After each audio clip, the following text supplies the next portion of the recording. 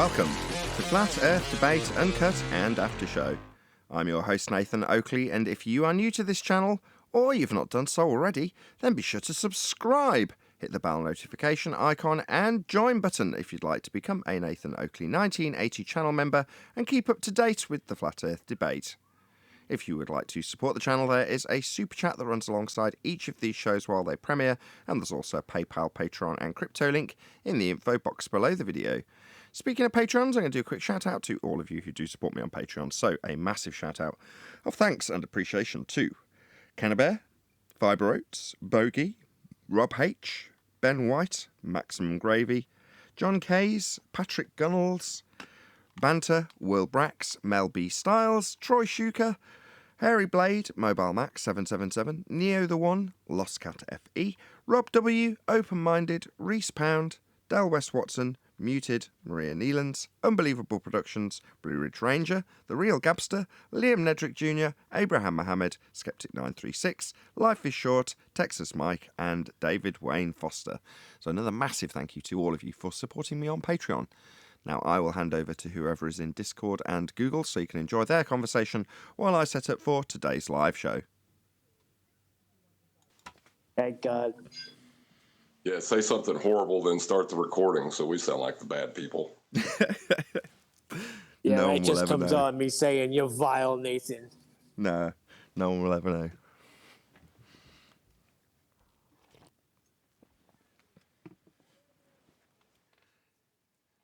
I've noticed just how triggered the fundies are over the weekend.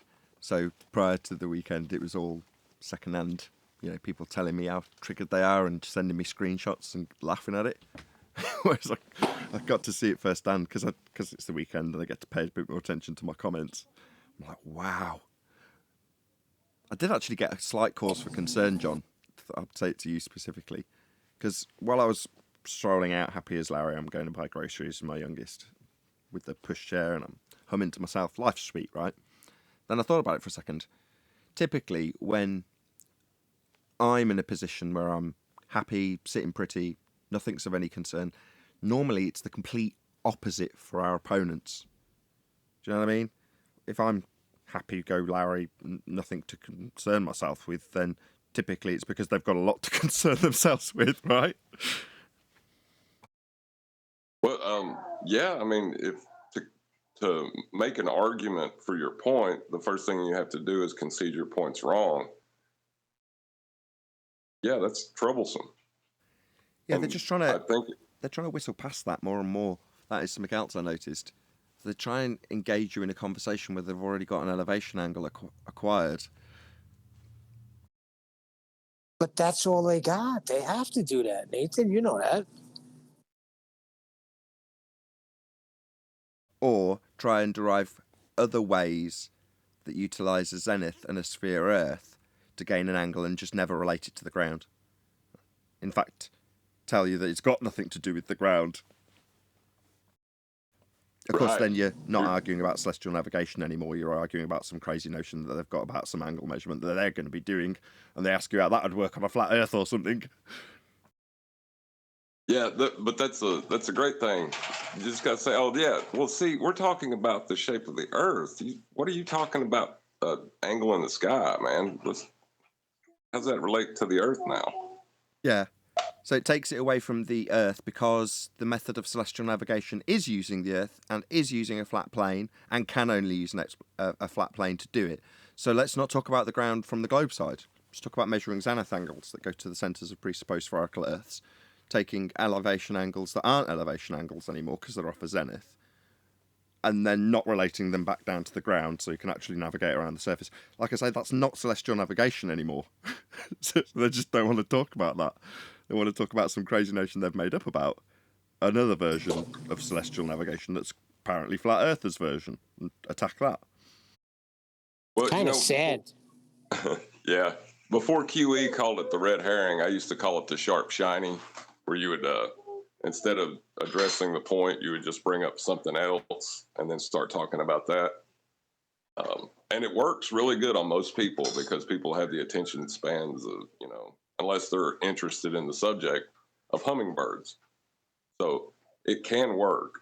Politicians do it all the time. but it's a. I think it needs to be an intentional one. I don't think you can do that one phonetically. You know what I mean? Right. Accidental. Well, that's why I will repeat the questions over and over again, sometimes verbatim, and sometimes even count off or number the questions being asked when it gets excessive. Because I watched Jeremy Paxman do it once with a politician, and he asked the question, the politician danced around the question, segued from the question, and then answered a different question. So rather than pulling apart his segue and obfuscation, he just repeated the question verbatim 18 times. That's what he did. And at the end of it, when they were playing it back on, I think it was Have I Got News for You, they all came to the same conclusion. They're like, I think the answer's yes then. Obviously, you didn't want to say yes.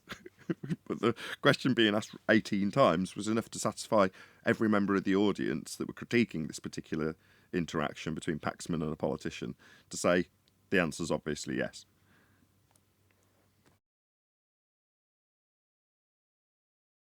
But in this case, though, they can't admit to the Earth being flat and then argue for it being a globe. That wouldn't compute. You know what I mean? No, they can't. Like I say, all they can try and do is describe how they'll use the elevation angle in reference to a sphere Earth.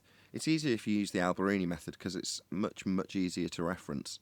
It's like saying, let's just forget about the fact he got the height off a flat plane and couldn't have done it any other way, and it's intrinsic to my measurement that I'm going to extrapolate from that flat Earth angle measurement when I measured the height of the mountain, or when Alberini measured the height of the mountain, right? Let's just ignore that bit and focus on him getting a dip. That's the main bit, right? The dip. He's up the mountain getting the dip to a sphere Earth. Let's not focus on the flat Earth he needed to start the process. So that's all they do. Let's focus on the second step and ignore the first step. Let's just know he's got the height of the mountain. We've got the height value. What else do you need to know? Don't worry about the flat Earth he needed to get it. That's what they're doing.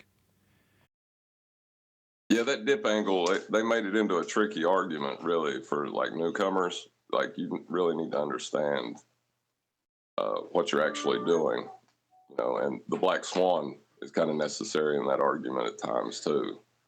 That's why I like the Eratosthenes, because you're not dealing with perspective at all. Well, we went backwards. We went from the assumption of R and the argument, I can't think of the right word, planted into the argument in the form of the begging the question proof of nothing perspective hijacking Earth co-calculator. So that's where they want you to start and end, with that proving we're on a sphere without you noticing that they beg the question of a sphere and you've lost the moment you start using it if you're a flat earther. You go from there to debunking the claim they're actually making in that calculator. There's an Earth curve between you and things blocking them. Well, then you get to debunking that and the perspective that they've hijacked, hence the title of the calculator that we give it now. But then you move on to, well, okay, they've hijacked perspective to gather the effect we do experience and called it Earth curve. But then you go on to what is Earth curve? Or moreover, starting point for us, what isn't Earth curve? Well, it's not a geometric limitation as they've claimed in their maths. Black swan. Then you move back another step to, well, how did they do this then? What did they actually do to get these calculations? And then suddenly you're face planting because it's, well, they used a flat plane. They measured angles off a flat surface. Which, you know, it was kind of always there in our face because the archaic models that used to exist, of course, they were utilizing a flat plane to develop another model. Right. It's almost intuitive after you get it. It makes sense. But once you're so enamored with the model on a Western world sort of way, you're in a position where you'll argue for the model, and the flat earther you're opposing has to take apart what is essentially either a false dichotomy or a straw man fallacy if they're using the claim of a flat earth that you haven't necessarily put your stamp on personally or even claimed. So they're taking it 3 steps into the begging the question fallacy with the 2015 arguments. So DITRH sent me a document for some dude that's potentially going to come on the show. I don't know if he's after Bitcoin or just pestering him. Either way, he sent me his PDF and I went through it. Like, it's just a load of 2015 arguments. It's really basic stuff. You know, reasonably well laid out, I suppose. But it's just 2015 2 steps along the begging the question fallacy. You know, it's already using R for example, and you look at it and go, oh, well, this will take 25 seconds to rip to pieces. But it's quite clever for the uninitiated, because they'll go up to it and they'll start trying to concern themselves with how they're going to pick apart their claims of what matches the images you've taken when it's in Muppet vision and you're seeing the side of your own head in their maths. Somebody who's not familiar with that won't necessarily put that together. I certainly didn't when we were arguing about it. Well, Elijah talks about this too, but the Eratosthenes one, right? The only way to interpret it is in Muppet vision and with a flat plane. That's why I like it so much, because it brings them back to the just geometry, no optical corrections for height of eye, none of that stuff. It's a lot more simplistic because it doesn't have the proof attached with it by arriving at your destination type thing. But as far as just the geometry, I like that. Sure. Any angle measurement, though, essentially is going to require, if it's being asserted in the terms of nature of Earth, that is, a flat plane to measure it. So it's just another example that utilises an angle measurement, and that's going to require a flat plane to take in all examples. So we'll see if that's proven wrong as time progresses, but I'm going to guess that anything that asserts any angle measurement whatsoever is going to take a flat plane to make that assertion. We'll see if that's right. Well, it'll have a baseline that's flat, and then, it's two straight lines. That's how you get an angle where they meet. That's what I mean. Yeah, They're not going to, even if they start claiming tangents, it's like, well, black swan. Well, see, that's the thing. Take an angle measurement. Sorry, I was just going to say, when you take an angle measurement, it's like, what are you measuring to? Well, you're measuring the difference, well, the angular distance between the plane and the siding above. So a part of that whole process is you being 90 degrees from that location, or that location being 90 degrees to you. And if you are on a curve, you'll never have 90 degrees to the thing. So I don't understand how it's not as simple as that. Like, of course you're not 90 degrees if you're standing on a ball. No, you can't get an elevation angle from a curved Earth. It's just that simple. Now, regardless of how they will try and claim that they have got a flat plane because they've drawn out a tangent, that's still going to be a flat plane that they're using to measure the angle in all instances. But as you rightly point out, they then haven't got 90 degrees below the position that they're measuring it on if they're measuring it off a tangent, because the surface isn't on the tangent, it's below it at a different distance. So it has to work on the plane. It does work on the plane. They just call it a tangent, and we've debunked the point they used to claim a tangent with the black swan. Yeah, the whole tangent plane thing, the reason I say it's an oxymoron is it's the way that they depict it. They say a tangent is where a straight line meets a sphere. Hold on 1 minute. Damn it. Yeah, there isn't any flat planes on a sphere, so it's never going to match with any of the actual surface's measurements if the surface is spherical, but they're not utilising it in that manner. They're drawing out a plane and then teeter-tottering it on a sphere to justify the sphere, and will claim in some instances, oh, well, you can extend this sphere out as infinitely far as you like. In other words, the plane that we'll be using and measuring and referencing and moving along and describing with the Euclidean grid, that can be infinite.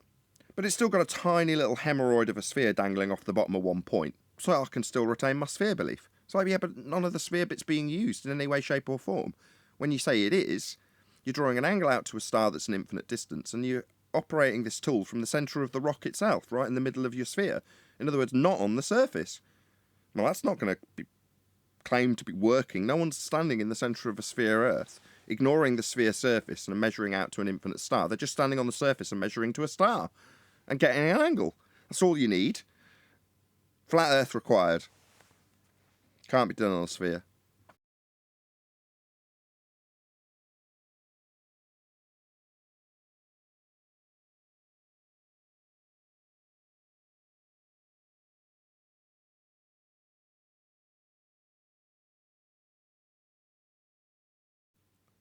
Has my computer crashed? What's going on?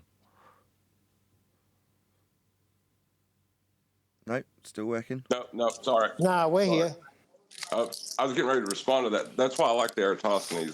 Yeah, there's more Because- bags here if you need it. There's two here. That's why I like.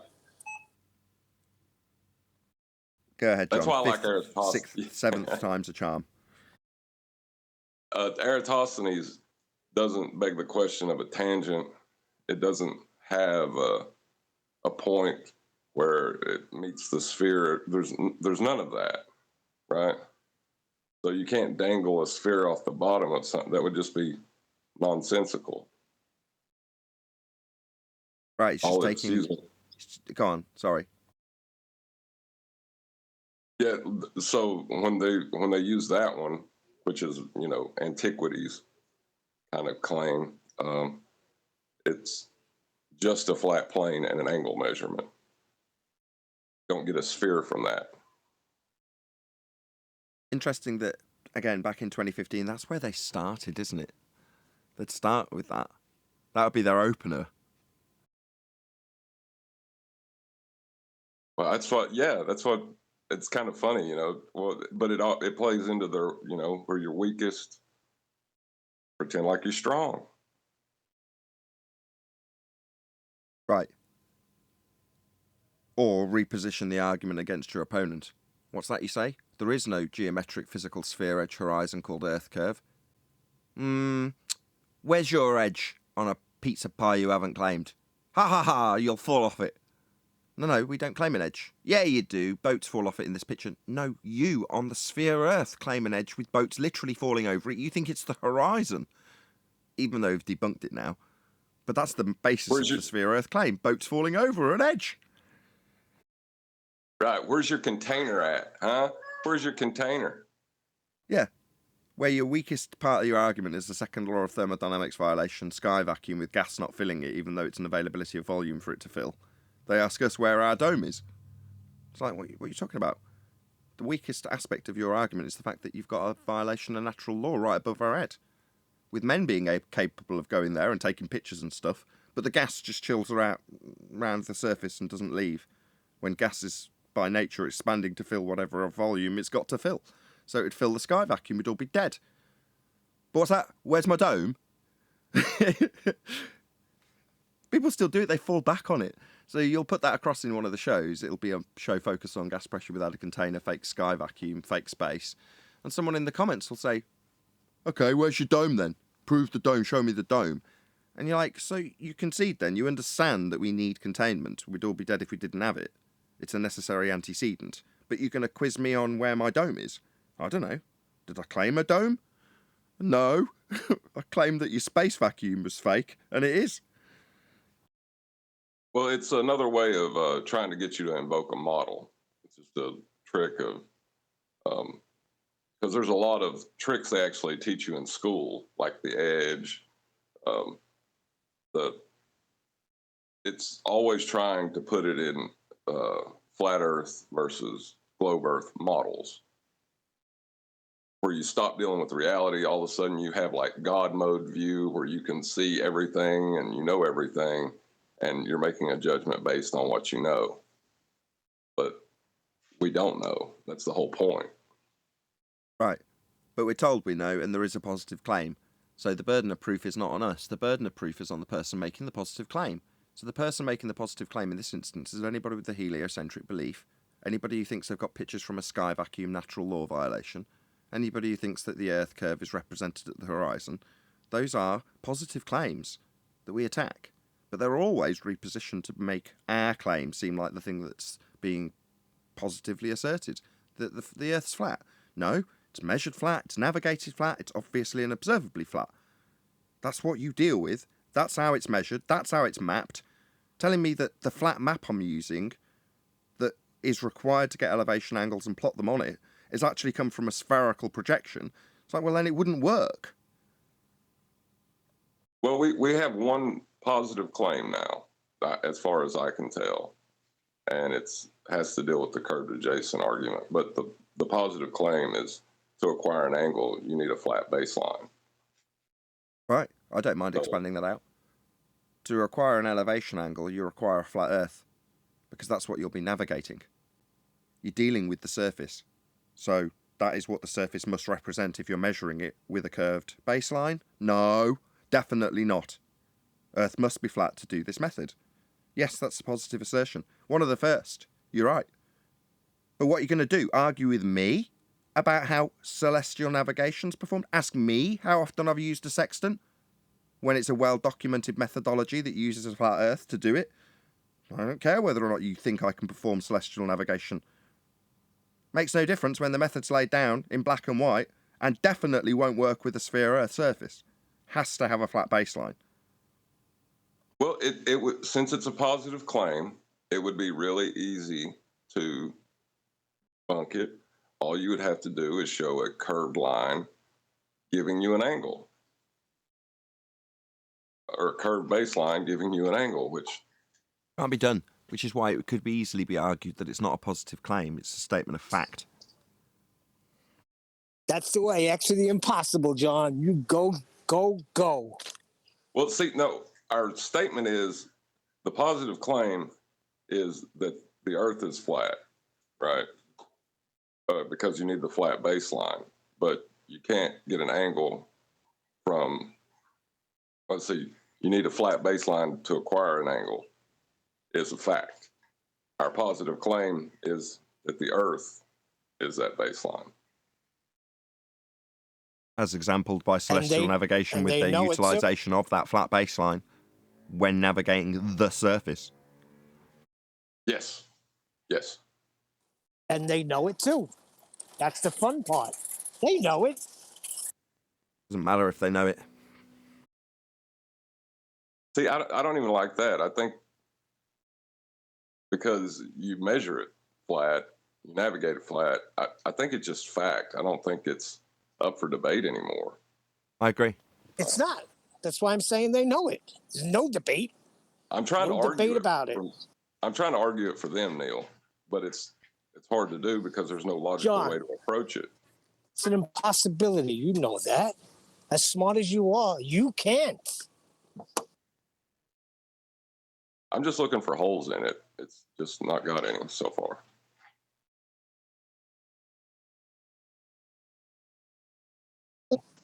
Oh, an anti-flat earthist brains to let the demons out.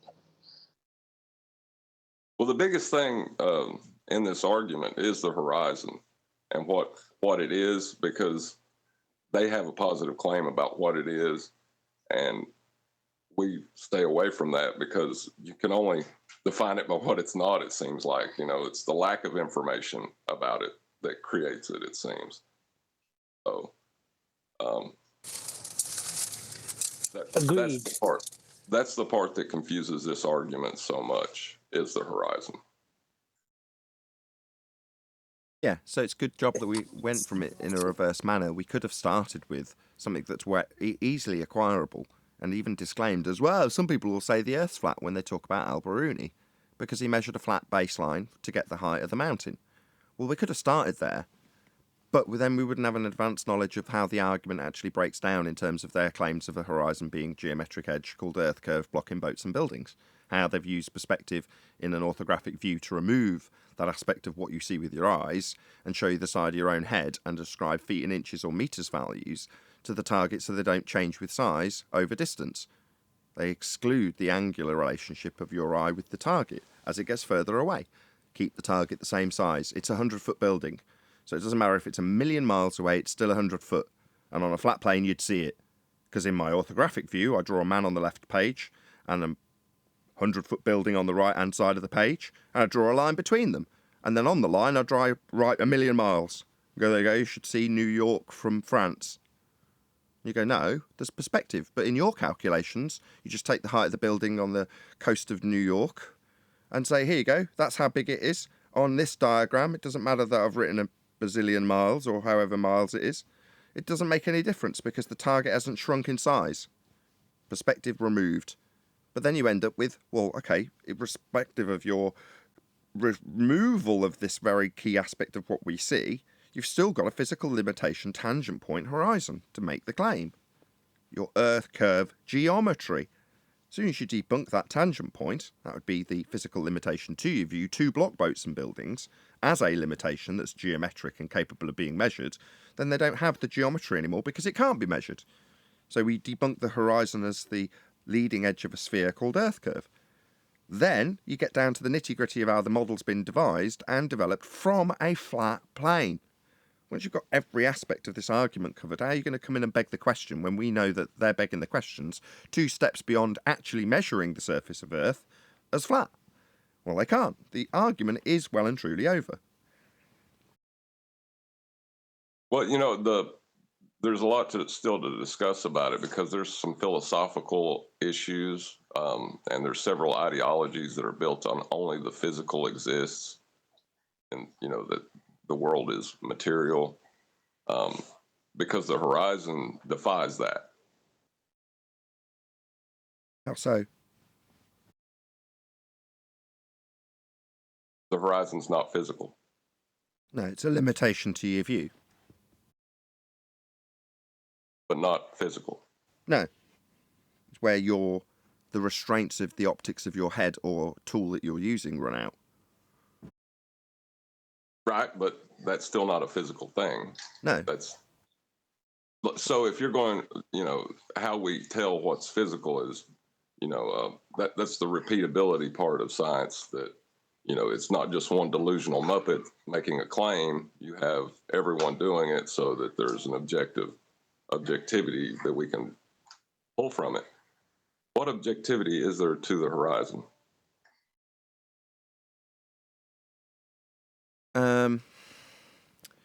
Well, you can still quantify that limitation.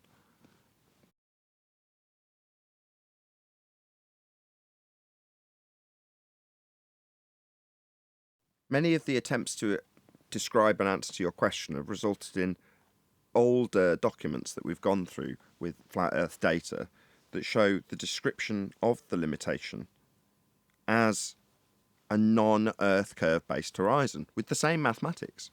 So people's attempts to qualify and understand what the horizon is has led to a pretty good understanding of what it'll do, but that's then been hijacked. That's been taken and turned into a physical leading edge with Earth curve geometry. So, right, we can describe it. Of course we can describe it, but description and definition aren't exactly the same thing. Knowing what something is and what something looks like, they're not the same thing. Well, by definition, it's not actual. So the apparent location where the sky meets the ground or sea, well, apparent, not actual, not physical. It's not actually meeting the sea. The sky doesn't meet the sea. So then there are some philosophical ramifications to that, because there's this thing we see that doesn't actually exist, not physical. It's optical. We know that. But it's where we don't. It's where we don't see beyond the limitation of the optics of your eye in the ground, Correct. And where the deck runs out versus the sky above it. Well, that forms a line, but the line isn't a physical thing. That's just the limitation of your view. I see where you're going, though. I mean, does it raise philosophical questions? I say no, not with a good understanding of it. Now, that good understanding, as I've just detailed, has been hijacked and turned into Earth curve. Doesn't mean to say that we don't have that same understanding. No, that's what I think. They made an Earth curve, so now it becomes an issue because they made this optical thing that we see Earth curves. There was a lot of philosophical debate that went on that changed the horizon into Earth curve.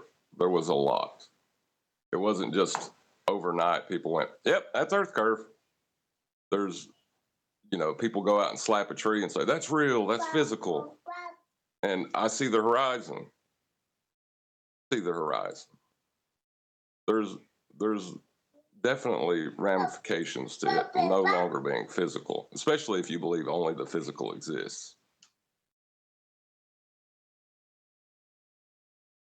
Because a physical line. Because a belief in something is something you can quantify and show me, can you? You can show me that belief in only having physicality. The belief bit, that's tangible, is it? No, it's not. That's That kind of what I'm craps. saying. That kind of craps on that whole philosophy, then, doesn't it? Really? Yep. But see, there's a distinction made in that, right? There's the mental world and the physical world, and we perceive things through the mental world. That's materialism. It's mind and body are separate, right? There's the physical and then there's the mental. But the horizon is one of those things that you can't call something an objective delusion, or you know what I mean? It doesn't make sense. It's that point at which that argument falls apart, because the reason the horizon is being created is because there's someone measuring it. Created.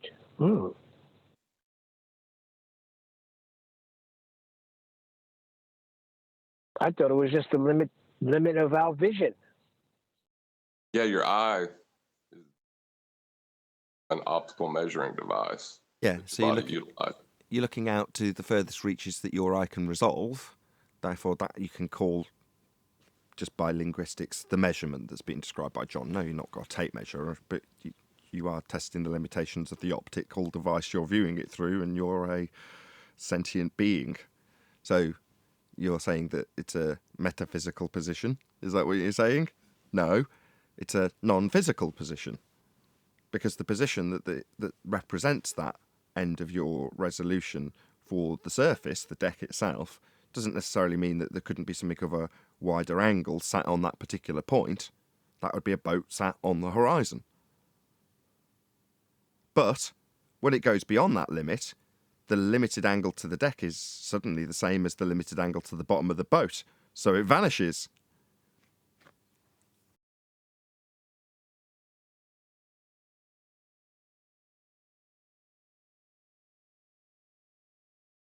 A deep conversation. I don't see that it is. I think John's trying to make it. Pun? Yeah, okay, very good. Well, I agree with the mental thing, because, they say the science that they have today, you have to have an imagination. Yeah, that's because they're priests saying it, not scientists. Correct. And whatever happened, what was the outcome the other day? Because I lost the signal. What's it when was it P. Moss was on? Was that him? Saying he didn't believe in any, he agreed to any science? We gave him a rough introduction to the scientific method. He paid reasonable attention, then dropped. I'll just be back in a minute. I'm going to grab a drink. I've realised that we're only 3 minutes away from the live show, and I'm going to drink. I'll be back in 2 minutes. Peace out. Hey, you want to hear something funny real quick? Eli, you there? No, anyway, I'll tell you, John. Sorry, I just got back. My kid was yelling. I had to go. Remember what happened the other day when I thought somebody was chewing and I had my wife's YouTube show on in the background? Yeah. I go on 24/7 Saturday, right? I usually pop in there early in the morning and talk with Helio a bit. So I get on and there's some baller on. He's going through this nonsense and nobody's saying nothing. Saying a few things, but they're really not putting him in his place. And I'm flipping out, right? And all of a sudden I hear Helio say, "Hey, Neil, can you hear me?" I said, "Yeah, I hear you." He goes, "This is a recording." He said, "It was kind of slow, so I just put on the recording. What you're listening to is a recording." I said, "So I'm flipping out on nobody?" He said, "Yeah." Oh, gosh. 2 days in a row. I'm at the point now where I don't even get triggered when I listen to ballers. I can watch. If you would have heard this tape, if you would have heard this recording, you would have got triggered, especially where we are now in the argument. And I couldn't understand because I seen Eli there. There was a few people. I'm like, why you let this guy spew this nonsense out? And he came on and said it's a recording. Well, no, I'm at the point now where I can appreciate the creativity of their delusion, you know, like as far as world building and making things up. It's interesting to listen to how delusional they can be now. Hey, Brian. Yeah, it's either total delusion or 2015 arguments. Hey, Yeah. that's my line. Which what I mean by that is they either haven't appreciated where the current heliocentric, straight, uncut, raw rhetoric is wrong. And we covered that ages ago. So if you're that person, you're a true heliocentrist, a baller, a globe earther, right? Because you just think you're on a globe and what's the big deal, right? We all know we've got pictures from space. So you don't give it a second thought. That's a very different person to the person that's, as John's describing, coming up with a clever way of getting around an awkward problem that proves Earth's flat. That's a very different personality.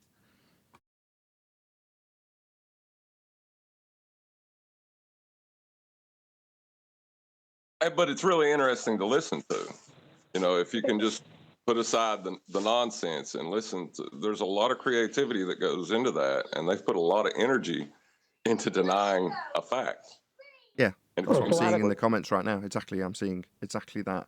People putting in a lot of effort to try and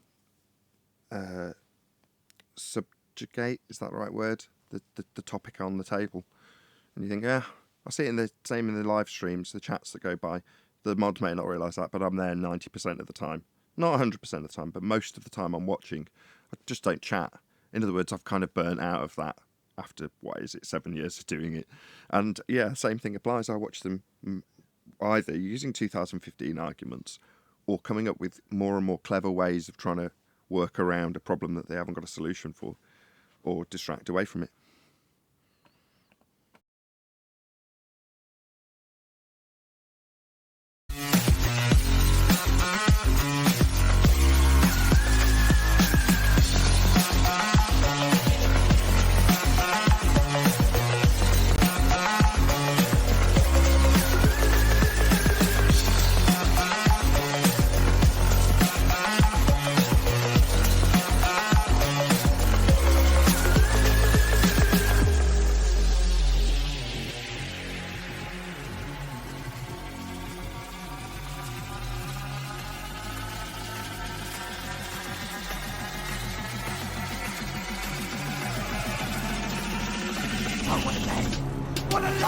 Welcome to Flat Earth Debate Live.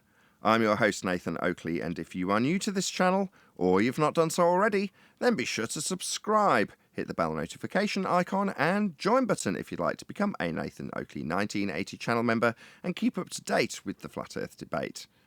If you would like to support the channel, there is a super chat that runs alongside each of these shows while they are live, and there's also a PayPal, Patreon, and crypto link in the info box below the video.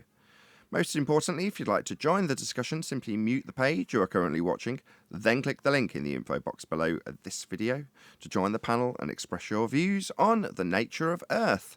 If you do join, please don't swear. If you do, you'll be ejected. And if you are, please don't try to rejoin the stream using sock accounts. You'll be warmly welcomed back on the next stream. Please also share the show on social media. Sharing the show obviously increases the live audience, but this in turn increases the chances of a more diverse panel, so please share the show on Facebook and Twitter. Now, we are joined by probably Arwin trying to join right in the middle of my introduction. Yes, indeed it is. Arwin, 10th man. No, we haven't got 10th man. Arwin, Neil, Refracted Curvature, Eli, Brian's Logic, and a whole bunch of people in Discord. So welcome, one and all. Hello, hello. Good afternoon. Hello. Hey, good morning. Welcome back. Good morning. Good to have you all. Any evidence of a physical geometric sphere edge horizon, formerly known as the curve of the Earth? No, the horizon moves all the time. It moves around with the weather. It can change with optics and it can change with elevation. So it's not geometric. Not Earth curve. If the horizon Absolutely. doesn't, if the horizon doesn't have anything to do with the geometry of Earth, then that affects a lot of things that are tied to that geometry, like dip angle. So it has to be if we live on a sphere, right? Correct. If we are on any shape of any description, at some point there'd be a geometric limitation to your view. Well, that geometric limitation to your view on a sphere they claim is a tangent point, edge, horizon, called Earth curve. The horizon in their model is Earth curve, and it's claimed to yield geometry of that said sphere called Earth. In reality, we haven't got an Earth curve edge horizon. We've only got one horizon, and the horizon in there begging the question, proof of nothing, perspective hijacking Earth curve calculator, is a geometric tangent point. Not anymore. Black swan. The geometric horizon isn't actually a horizon.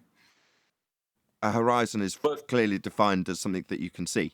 So if it's not something we can see, it's not a horizon. But when you're maybe we should mathematical, just call it the geometry then.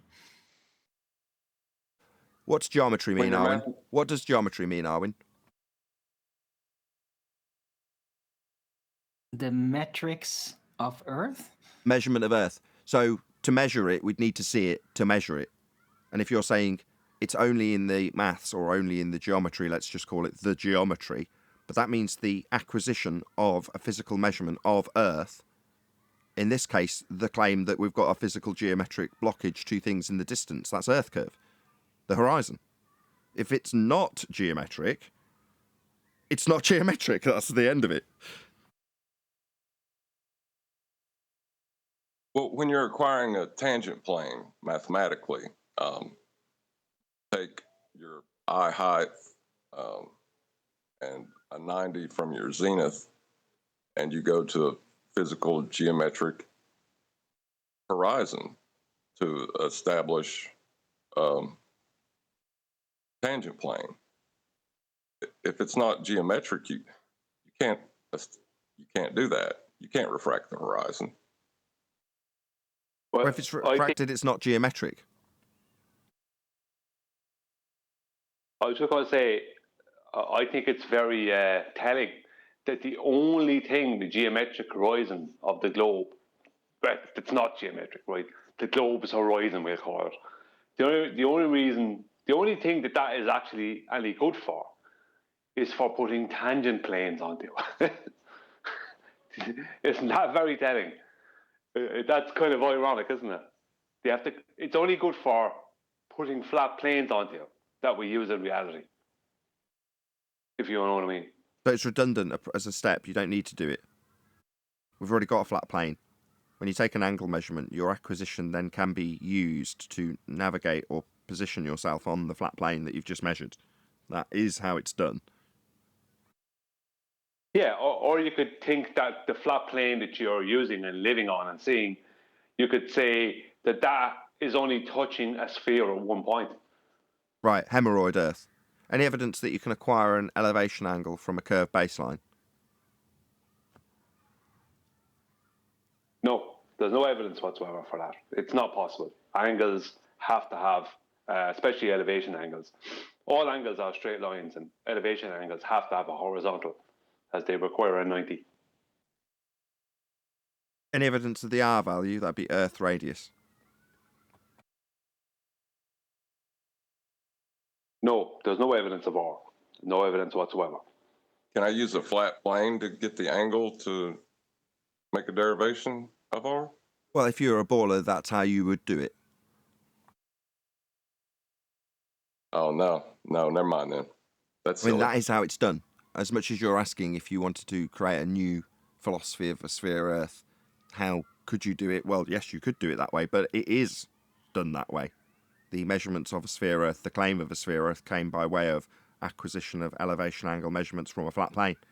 So to claim you're on a sphere, you're going to need a flat plane to do so. As absurd as that sounds, that is the fact of the matter. Yeah, if you do use a flat Earth elevation angles to Polaris, you will get the dual radii of the globe. Any evidence If you decide. Sorry. Any evidence of axial rotation of the Earth-based variety? Shout out to Mike808. Just gives me money. Thank you very much for the super chat, Mike. Axial rotation. No. It's all Helicopters go up and nothing moves underneath them. So when Neil deGrasse Tyson said that Earth turned underneath the football to cause an apparent deflection as you watched the ball curve through the goalposts in the stand, it was just the ball curving through the stand because it had a curve to it, not because Earth was turning beneath it. Yeah, he just made stuff up. I see. Yeah. You wouldn't Brilliant. expect to see Coriolis deviation. No, we would. because it's Neil all deGrasse Tyson relative. said we would expect to see the... He said we were seeing it when we saw a football curve. That curve was claimed to be Coriolis deflection by Neil deGrasse Tyson. So when our opponents on the anti-flat earthers tell us we wouldn't expect to see it, yeah, you would. It's claimed to be seen in that curving ball. Of course, if the ball's curving because Earth's turning beneath it, then Earth also turns beneath the blimp filming the game, and it would drift away. It would also turn underneath a hot air balloon, a drone, a helicopter, and an aeroplane. And you, if you jumped up and down. On the equator, you'd jump and the Earth would turn beneath you at 1,000 miles an hour if there was a Coriolis effect, like it's claimed to turn underneath the football. It doesn't. We don't observe this effect. It's nonsense. Earth isn't turning. There is no Coriolis deflection to observe. And when we point that out, we're told that we wouldn't expect to see it. No, we wouldn't expect to see Coriolis deflection. We don't think Earth's turning. You on the globe would expect to see it and are told you are seeing it when you see a football curve. You don't, because it would affect flight times. A flight from Charlotte, North Carolina to Los Angeles would only take an hour and a half rather than the 4.5 hours it actually takes, because Earth is not turning beneath it, for you to see it curving from the ground as you turn beneath the plane. Yeah, exactly. Wouldn't Come on now. Einstein's theory of relativity basically, didn't it negate any Coriolis deviation claim? Didn't it prove I don't just know about the everything rhetoric. can move relative to one another and you wouldn't notice anything? There might be contrasting rhetorics. There might be the general relativity, not a theory, contrasting with Coriolis deflection claims. It makes no difference. They always have everything on a separate shelf. Anyway, what's that you say? You need to measure an elevation angle? Well, then you'll draw a straight line to a geometric horizon. What's that you say? The geometric horizon isn't where it's supposed to be. Well, then we'll draw a bent line to it. Just put the one book back on the shelf and take the other one down.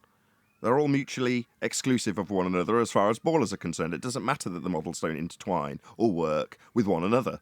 If you need a curved line one day, you'll have one. If you need a straight line the next, then you'll have one. So be it. It's only a model. Yeah, all their proofs, supposed proofs of axial rotation, are everything but showing actual rotation. They're not showing actual axial rotation.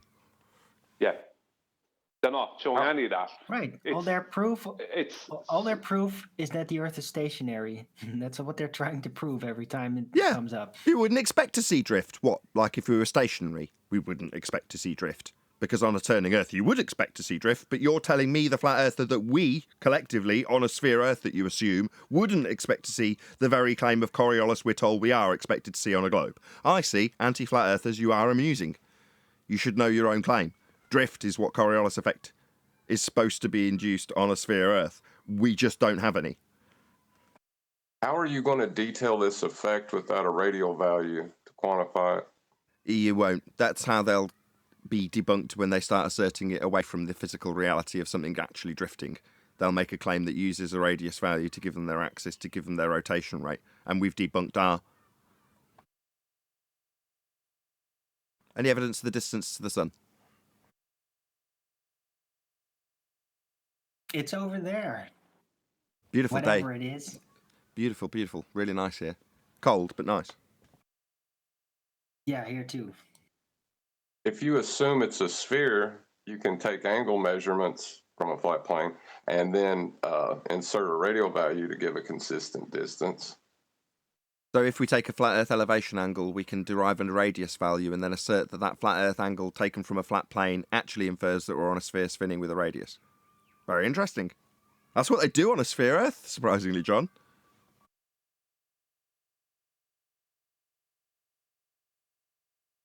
Any scientific evidence of gravity?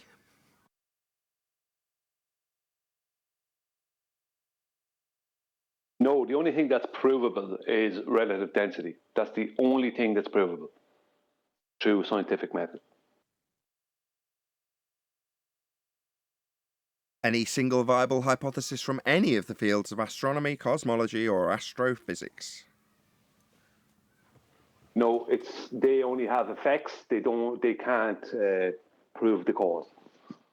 so they can't produce a viable scientific hypothesis. Right. The only way they could ever do that and apply it to the celestial bodies is by claiming that time could be a variable that they could vary. But of course, we know that's technically incorrect to do that. It's not science anymore. Well, if you're a heliocentrist, you won't be able to detail any phenomena without inserting R. That's correct. But can you dilate freedom? Because that's the same thing, isn't it? Saying time dilation, same as saying freedom dilation. It's the same thing as saying time dilation. It's a concept. How much time? I would argue that. Go on. I would argue that they don't even have a concept anymore, because the way that they're describing that concept using a debunked value, so it's more of a delusion. Well, it's pegged to have Scientology take up the slack and keep heliocentrism alive for the rich people who might want to join that particular religion.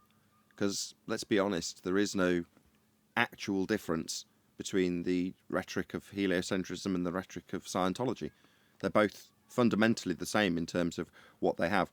Now, what people think are massive differences aren't. They're subtle differences because the entirety of that particular religion is based on heliocentrism. It's the foundation. So if heliocentrism falls, some days I think it's designed to, and we're in the process of dismantling it.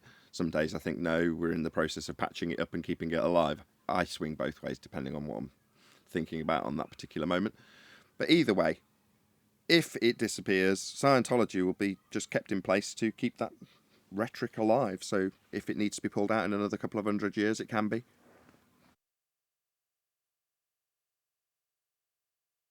I think, Nathan, what you said was interesting. I think they tested to see if they could keep the heliocentric model alive. They have been testing that to see how much rubbish people will swallow. And I think they're seeing now, due to the anti-flat earth group that we have, I think they're seeing now that it's just not tenable. The only way out is to allow it to go flat. Well, as it is. Maybe. Are you kidding me? It's quite the opposite. I don't know. Let me just address that. So maybe, getting confused because Arwin spoke straight through you, Brian. Maybe it's the case that it's become untenable and the anti-flat earthers have failed to do the get-around that they needed to do to keep the heliocentric religion viable for the Western world, one world religion. But it is currently untenable. But in times gone by, well, up until now actually, they've got around it with enough obfuscation to leave the audience confused. In other words, they get a draw. Even with a winning point in the argument, if there's enough obfuscation, they can call that a draw. This is the first time that hasn't happened.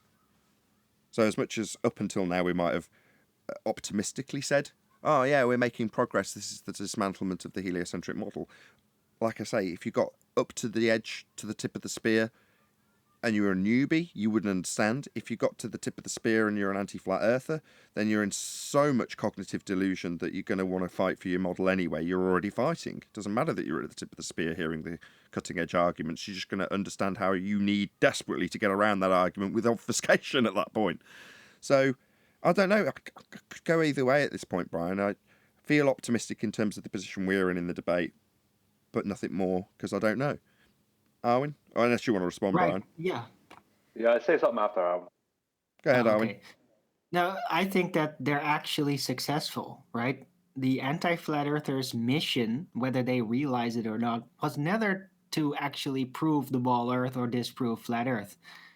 It's to help people that want to keep believing in the ball earth to basically guide them through it, through confusion, right? Because they just cover it up. They just cover up everything.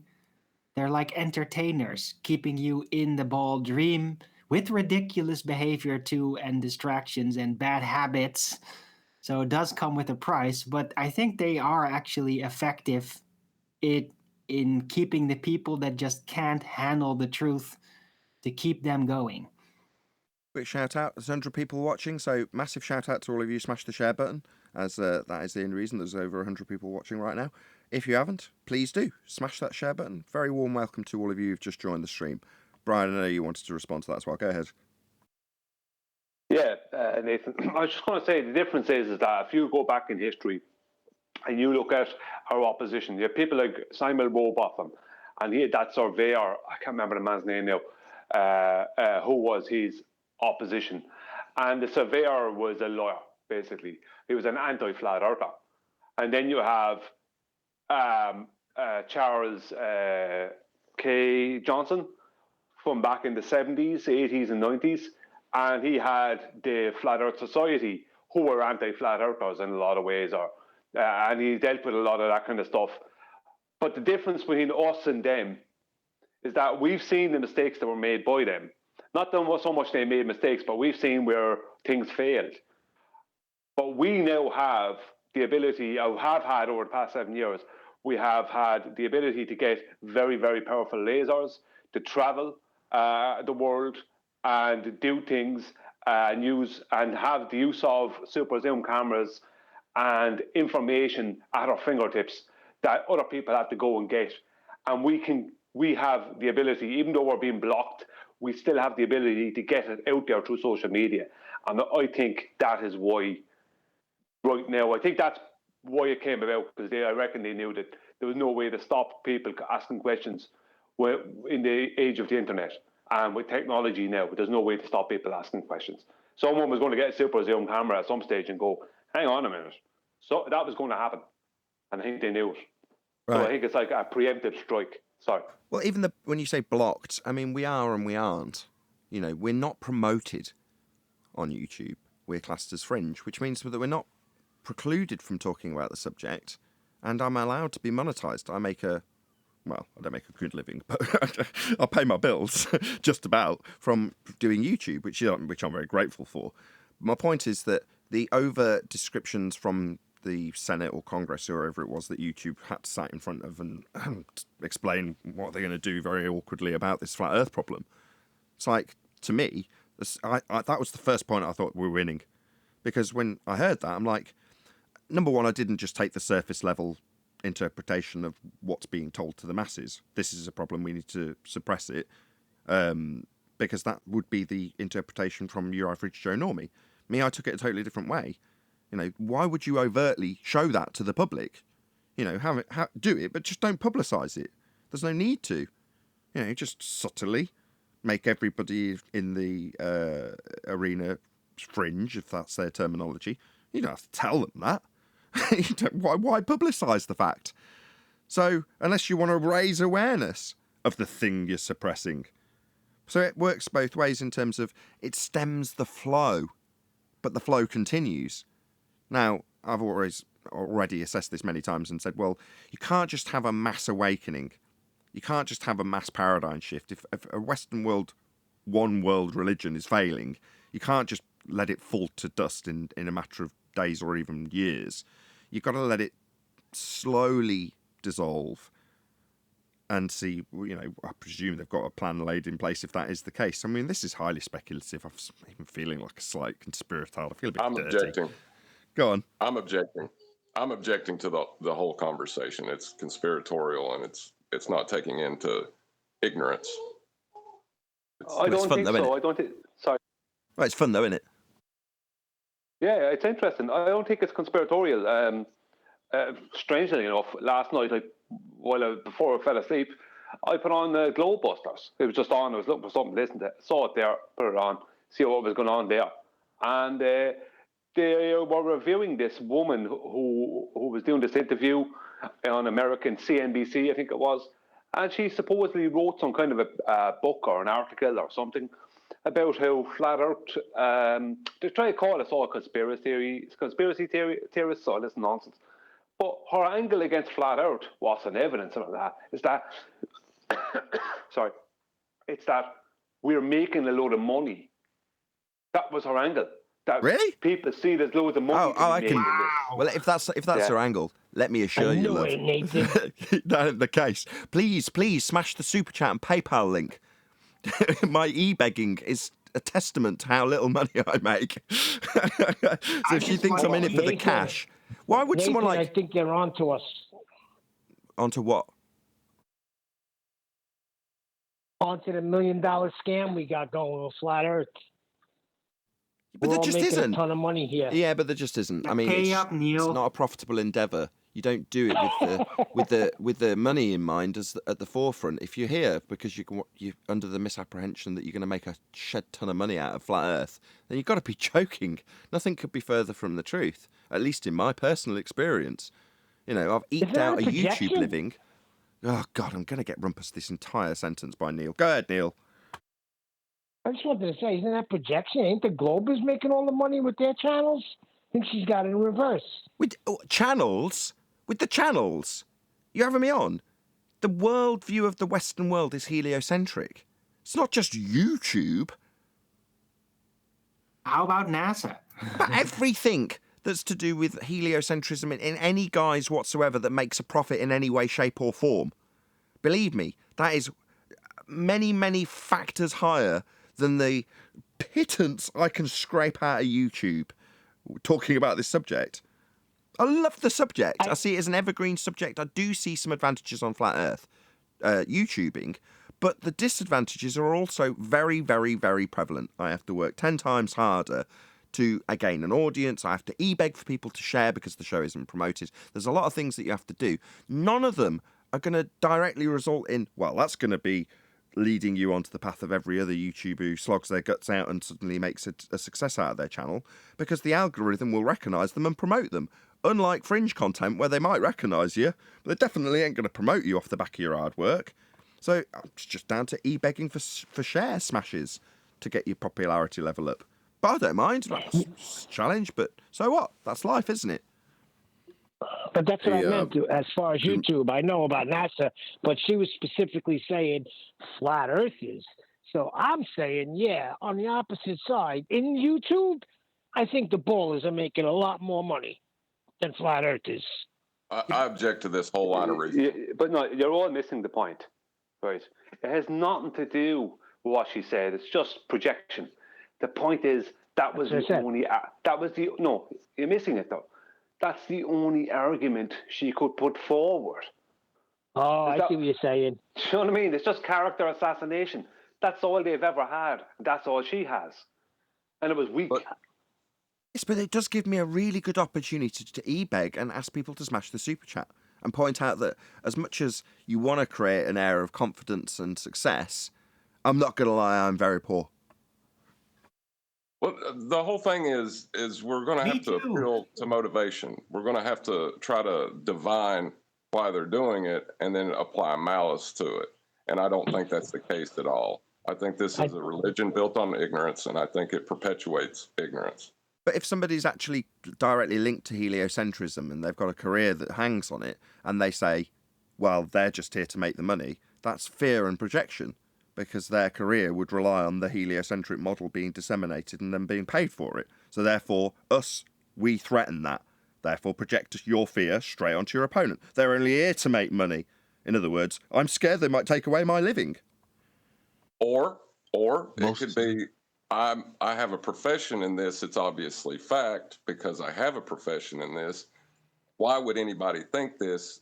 It has to be the money because it wouldn't make sense otherwise.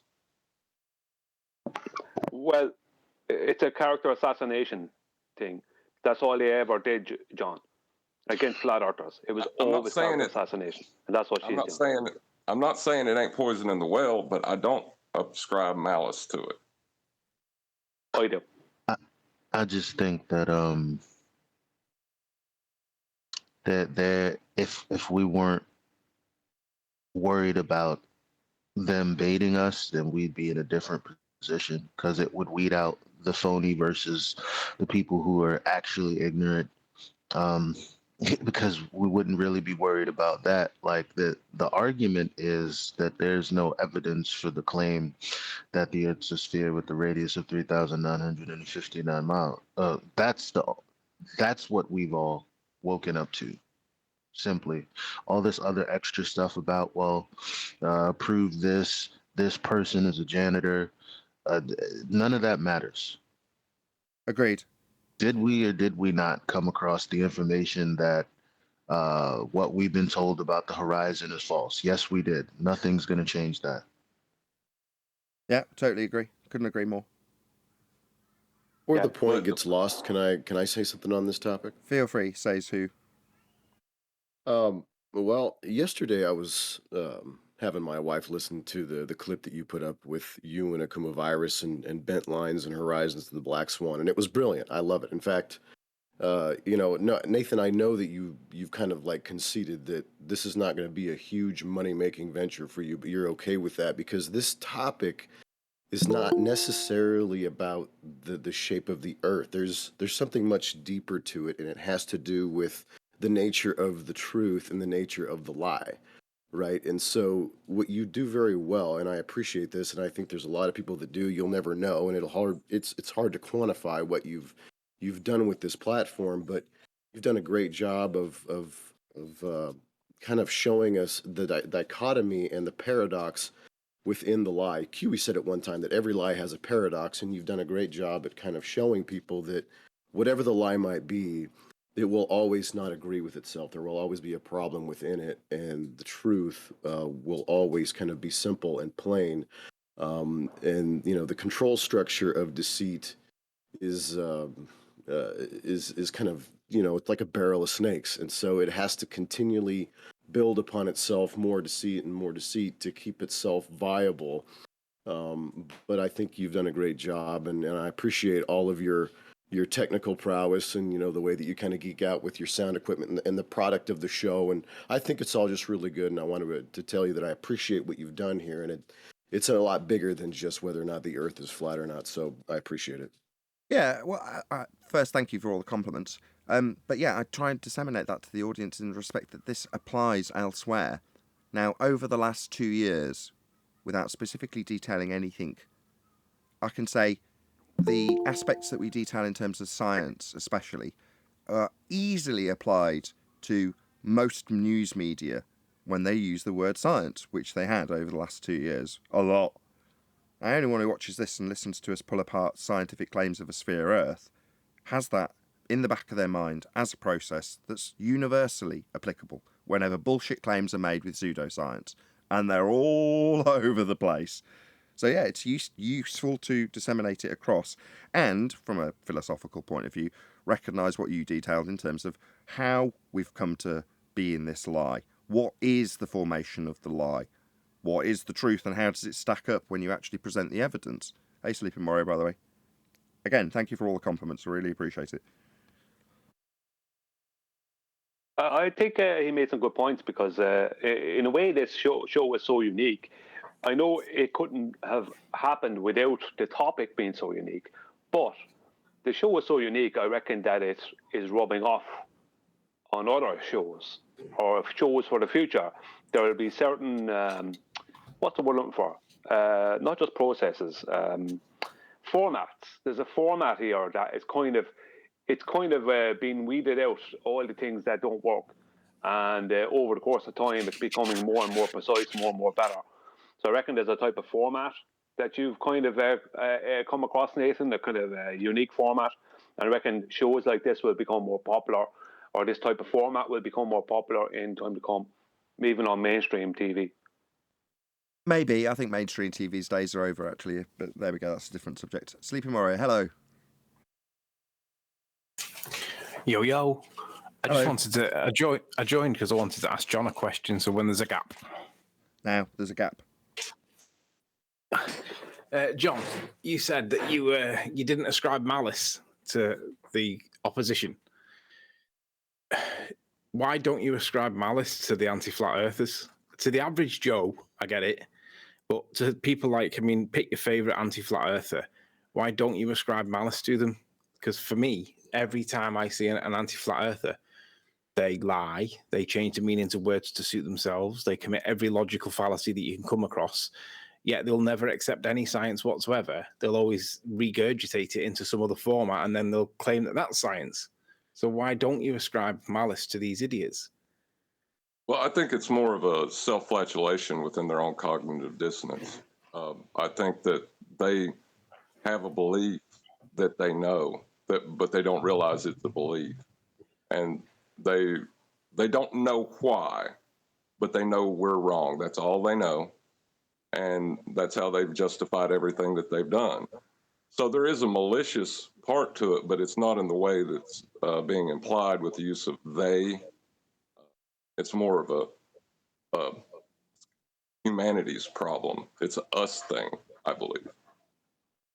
So, I have for a example, question to that. a good example would be Fight the Flat Earth. He got George Musa, writer for Scientific American, on his channel. Kudos for getting somebody prominent on his channel. But when he got him on his channel, he basically told him in the most polite of polite ways that he was incorrect, that gravity is not really a force, but we can think of it as a force. And he said things like, we must think of Newtonian gravitation as a force. That doesn't really mean it is a force, but we don't have to work at the really is level. So he couldn't be any more polite. Okay, Craig did get confused, but he still, to this day, he tells people that gravity is a force, it exists, it causes mass to accelerate towards each other. How is that not dishonesty, in your opinion, when he's literally corrected by everybody? He just chooses to ignore the correction. If that's not dishonesty, what is that? Because needs a new term, in my opinion. Well, see, George Muser recognized Craig's level of intelligence, and he addressed him within a paradigm he could understand. But George Muser is under the impression that the fourth dimension is the physical world, and the physical world we actually exist in is a projection from that, and that's how he places everything. Okay, I know you're going to respond to him, Anthony, but can you mute when you're not talking? And then we're going to do a couple of quick shout-outs before we pick this conversation up again. Living on hemorrhoid Earth is a stinky existence. Preparation flat will fix that for you ballers. Thank you very much for the super chat, Godzilla. And Godzilla N. He says, gotcha, you missed one. Now you owe me $6.99 Canadian. That's one whole penny to you. I didn't miss it. I had it waiting for the right moment, but so much time passed out to interrupt them, Godzilla. Thank you very much for the super chats. Sorry to interrupt you, Anthony. So that excuses or explains Musa. Hold on, you're gonna get chocolate. Craig. Was that chocolate interrupting, or was it Eli? No, it was me. Go ahead, Eli. I was just saying that was the biggest begging the question fallacy I'd ever heard. That we live in a projection of the fourth dimension. Well, Einstein said that the proof of the tiger is not that we can see it, but its tail. And that's how he justified his fourth dimensional space-time, is we can see the effects of the tiger, but we just can't see it itself. And that's how he justified his belief in the fourth dimension. But respectfully, John, I'm talking about the flat Earth specifically, not Einstein's explanation or how he perceives it or how he explains it. This is my bad. Specifically fight the flat Earth. Yeah, this is my bad. So just to summarise for the audience's benefit, you're being asked, John, why don't you ascribe malice to people who are clearly lying? I don't think it's as clear to call it a lie if their understanding is just incomplete. But it's not always let's define what a lie But their is. tactics are still... Hold on. This is Anthony's point. Go ahead, whatever Anthony. they believe. Hold on, Alvin. Go ahead, Anthony. Let's define what a lie is so we can agree terms. A lie is a false statement of fact with the intention to deceive others of it, and it's the failure to correct a previously incorrect assertion once you've been told about it. But the latter. If we're going to accept that definition, which I suggest we should do, for example, like Fight the Flat Earth tells people to this day that gravity is an emergent force. It's not defined as an emergent force. He knows it's not defined as an emergent force. He redefines the term because he can't get it into his head that it's an effect. So, again, how is that not a lie? He was given permission by one of his priests to think of it as a force, Anthony. Why won't you just accept that? Good answer. That is a good answer. Right. That makes it a delusion. It makes it a delusion rather than that deserves a clap. That was epic. That was epic, John. That's not a good answer. That they're lying for the truth, right? They think that they have to get dirty tactics to uphold what they think is the truth. It's extremely delusional, though. Right? I have photographic. But is it a knowing lie to them? I don't think so. They're just really delusional. Okay, hold on, Eli. Brian, then Eli. Hold on. Eli was in before me, Nathan. Oh, was he? Go on then, Eli. Was, yeah. I contend that it was a good point. If you have words like, if someone says, like in any other scenario, like let's say, uh, was your wife faithful? And someone says, well, you can think of her as faithful. That's a problem. Like that says to any individual that you're not really directly answering what I'm inquiring about. Oh, that's where you're wrong. Man, you've not met enough gamma males, have you? That's what we're dealing with, right? We're dealing with gamma males. So the kind of male that would do that would seek affirmation bias from a third party about his own wife not being in having infidelity or whatever the term is. I'm lost for the word. Either way, that is the very, very typical gamma bitch behaviour that we deal with from our opponents that would do that. Seek out that guy. I can't believe you've just said that, actually, Eli, because I couldn't disagree with you more. Assess the people we fight against, my friend.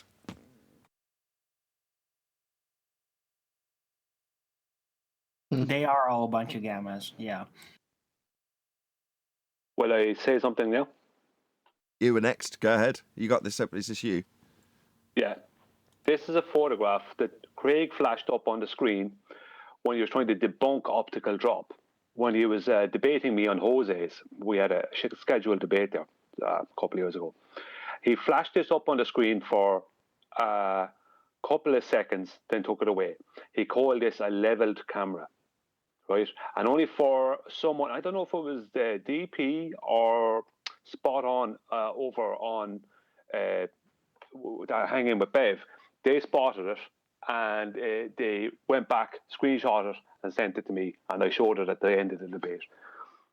Quite the flat out is a lawyer. Craig is a lawyer. He is. I don't hate him, but he is a lawyer. He's blatantly lying. I'm surprised that John doesn't credit him with lying. It's like, I don't know how he can be so kind. Well, it's not. What is this? Before you answer him. So the second part of the definition for a liar is where the category I see as being classifying them justifiably as liars. The example you gave was ideal with Craig and George is correcting him. But we've already covered this. John's response was to say his priest gave him permission. Yeah, but then my rebuttal to that was then that makes it a delusion. Nobody disagreed with Not a you. lie. And Not a lie. Nobody disagreed that's with the you. whole point. That's the whole point. It is a delusion. But his priest gave him permission to have that delusion and to go forth and live happily with that delusion. But then that's what happened. But then if someone gives you permission to be delusional, if you're going to argue that that negates the guilty mind part, the intention to deceive, okay. But I don't actually agree with that, because if somebody gives you permission to say, put your hand in the fire.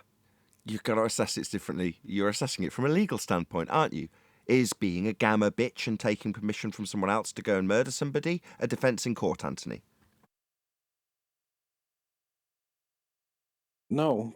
No. So your standard I don't see how is... Yeah, well, you're right. From a legal standard, you're right. From a definitional standard, you're right. But where John throws in the ambiguity is where there are heliocentric priests giving people permission to be delusional, and they will accept it with open arms. Well, it's the authority that comes with being that priest of the dominant religion, right? Because even in law, they give badges out to people and give them permission to kill.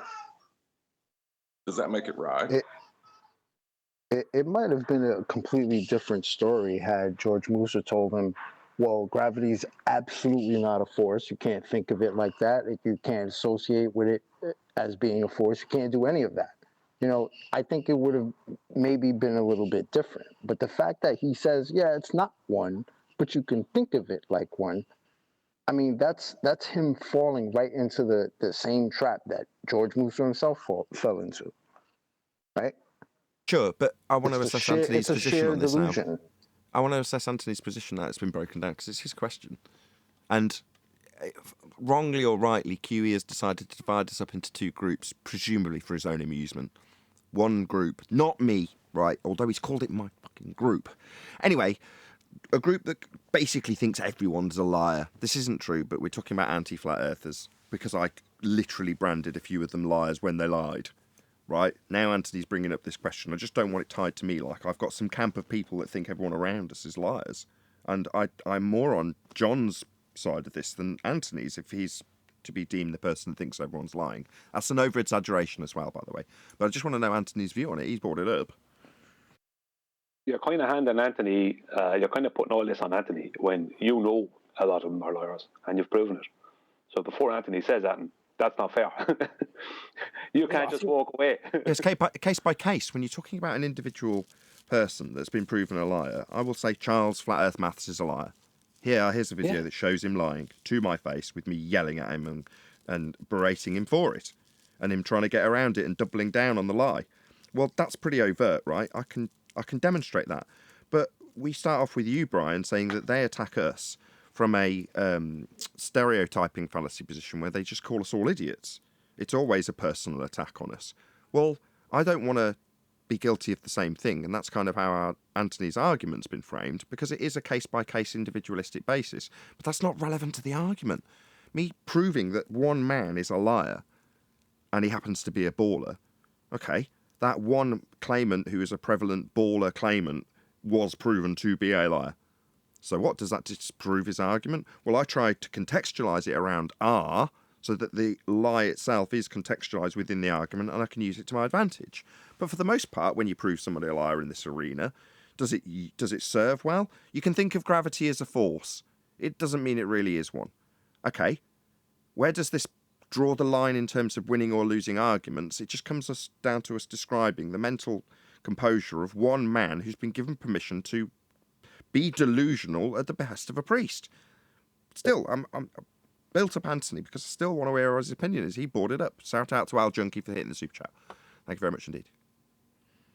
I don't think we can substitute lying for delusion. When you're told expressly it's not a force, but you can think of it as a force, even though you can argue that that's consent to be delusional, it's still lying because there's an objective reality to the meanings of the words that he was corrected on. And even if he misses it, we all see it and we know what that objective reality is.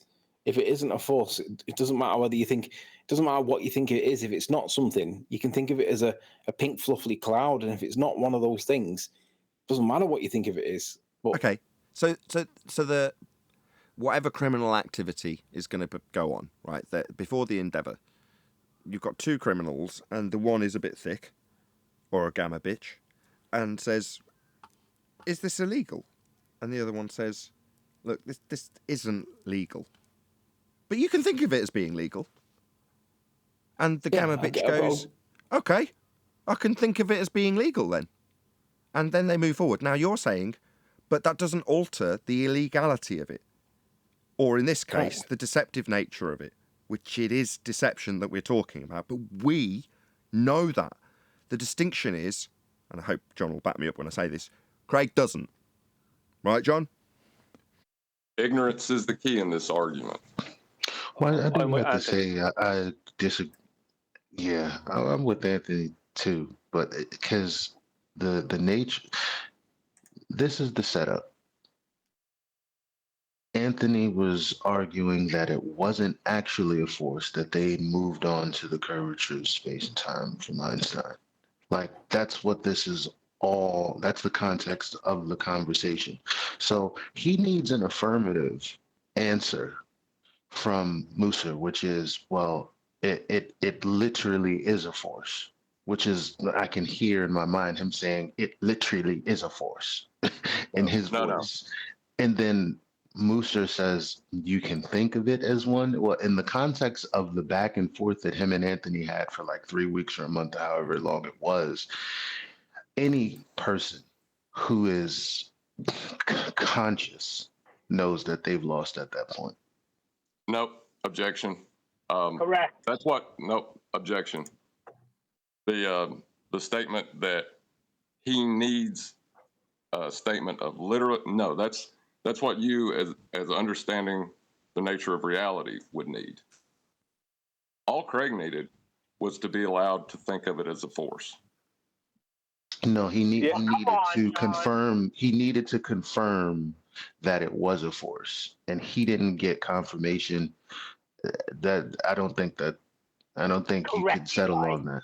No. John's just Yeah, explained that. right. He got permission to think of it as a force, and on entry to this discussion, Anthony described quite admirably how he took that permission and turned it back into an emergent force, quite literally. He even described it with an extra word that he was given permission to use, and the word force thereafter. I don't see why you're... Well, Go ahead, Neil. Hold on, just let Neil get his... Go ahead, Neil, get your objection. that was me. That was me. That was me, it? not Neil. Bloody hell. Go on. I'm sorry. No, I'm only joking. Go ahead, Neil. Brian, not Neil. Oh, I thought you were joking to cover up Neil's constant and incessant interruptions. Oh, my bad, Brian. No. God, shut up, Nathan. No, I don't see it as John sees it at all. How I see it is this. Craig was stating that gravity was a force, right? Well before Mozart. Anthony showed and proved that gravity, according to the current description of gravity, is not as a force but as an effect, right? And he showed this. Einstein stated, everyone stated, there was no way around it. What he needed from Musser was anything that even resembled Musser saying gravity was a force, so he could continue on stating it was a force, even though he knows, and he knew then that he had lost. He knew it, but he wouldn't give in, and he wouldn't quit, he wouldn't concede. And it's about conceding. He never wanted to concede, Anthony, and that's the problem. That's where I see it. Yeah, I didn't want to concede. It's underhanded and it's dishonest. Okay, but No, that's not... Hold on. Hold on. That's not deceit. Backing you up here, John. That's a lack of humility. It's still deceit, is it not? No, I don't agree. John, back me up. Help me, please. He was given permission by his authority to think of it as a force. Doesn't matter if it really is one, but we don't have to work at the really is level. Oh, come on, that's weak. What if our boss, David Weiss, says, I give you all permission for whatever? No. We're not going to buy that. Neil, you're right. You're assessing the validity that you would give to Moose's statement as weak. Well, if you're looking for that affirmation bias and you find it in that statement very specifically, then you're going to grab hold of it with both hands and hold it as tightly as you possibly can, as opposed to assess its validity. Your assessment is on the validity of Moose's statement as opposed to Craig's insight to the statement and utilisation for permission to turn a not actual force, conceptual medium bending, into a force. He's been given permission, he's done it. We're still not at the point where Anthony's proved his case. Right. I understand. Musser only gave it to Craig because he sensed that Craig needed it. Craig was looking for permission. Exactly. Musa recognised that gamma bitch and gave him what he needed. You know, it's very nice of him. He could have ruffled his hair if he was in person. I don't think so, though. I think it's different. I think that the reason Craig needed that wasn't so he could keep his delusion going. It was so he didn't have to concede to Anthony, because it would have looked very bad for him to concede to Sleeping Warrior. Yeah, you said that. Yeah, you said that. And I said it's a lack of humility. Yeah, but that's also dishonesty. I agree that it's dishonesty. Oh, It's I the don't agree. failure to correct, No, that's wrong. No. That's not... Okay, how does that sandwich into your definition, Anthony, that you gave earlier? Well, I gave two tails to it, didn't I? It's the false statement of fact with the intention to deceive, but it's also the same as what Flat Earth Math did, Charles, when he failed to correct his position. No, let's stick with Craig. Yeah, because he's failed to correct his position that gravity is not a force. It even says it in Moose's article. And the rest of... you can't leave off the rest, because you ignore John's response. No, it's not a force. But what? But what could he do? Given that it's not a force, he can think of it as one, though, can't he? Don't have to work at the really is level. Yeah, but does that make it a force, though? You're back to doing what Arwin did, assessing the validity of the statement rather than the mindset of the gamma that's taking in the information and utilising the parts he needs. That's still not deceit. Just gamma.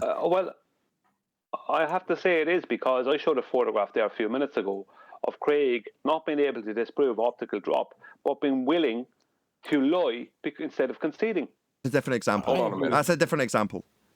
Same thing. It's his lack. Okay. Let's just get that out of the way. For your example, rubber stamped, deceitful shit. Are you happy, Brian?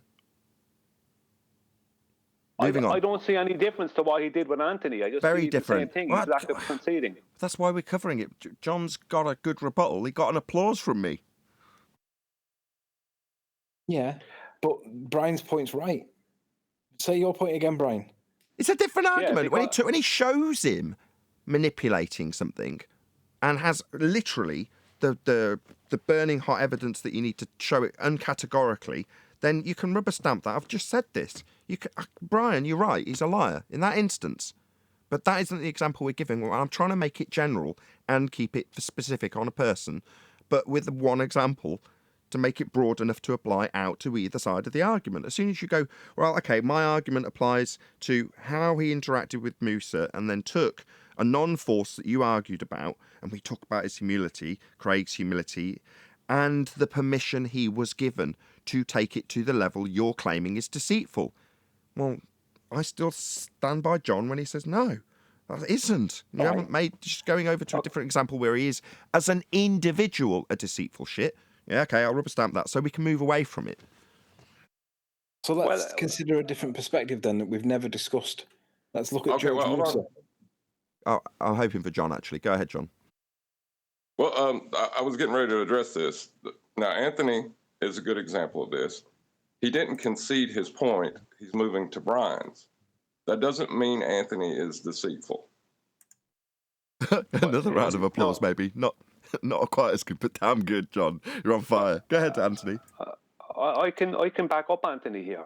If you look at Craig's claims concerning this claimed force and what he claimed it was and what caused it and what gravity was, prior Musa, go back a year or two prior Musa, and then what he's claiming today, they are not the same claim. The word force is in there, but they're not the same claim. So instead of conceding to Anthony, he's changed his claim but kept the prime word in there. That's all he's done. Yeah, and he was given permission to do that by an authority on the subject. Okay, who cares? It shows, it doesn't back Anthony's argument, not yours, with a different example, Brian, that it's deceit explicitly with a knowledge of the forethought after he's been corrected, which meets both definitions in terms of Anthony's description, but neither, once you point out, he's given permission. He's seeking it out and he's got it. Okay, so let's address Musa, because we've never looked at it from his perspective. Fine. If Musa's going to then say it's not a force, but he can think of it as a force, then he's violating the law of identity, is he not? Yeah. He's saying one thing and then the opposite. Yeah, Arwen was the first to do this, and I stopped him. So if you want to take this up, Arwen, as it was you that got shot down because we were talking about Craig, yeah, you can attack the validity of the statement and therefore laugh at Craig's using it for affirmation bias. But Arwen was the first to say, well, the validity of Musa's statement. No, it wasn't even Arwen, it was Neil. No, but if you're going to credit Craig with not having dishonesty, then we have to criticise Musa because he's given him that license directly in contradiction to his writing in the Scientific American article, right? He was just trying to perform a psychological function. He was just trying to help him out, Craig out. Right? Well, when Musa qualified it for Craig, he very specifically detailed working at the not really Israel level, right? He had a qualifying statement that to me strikes as being his own internal justification. Now, I can't read his mind, and I certainly can't show malice. Neither can you. But we can point out the violation of the law of identity, right? Yeah, we can show where he's wrong.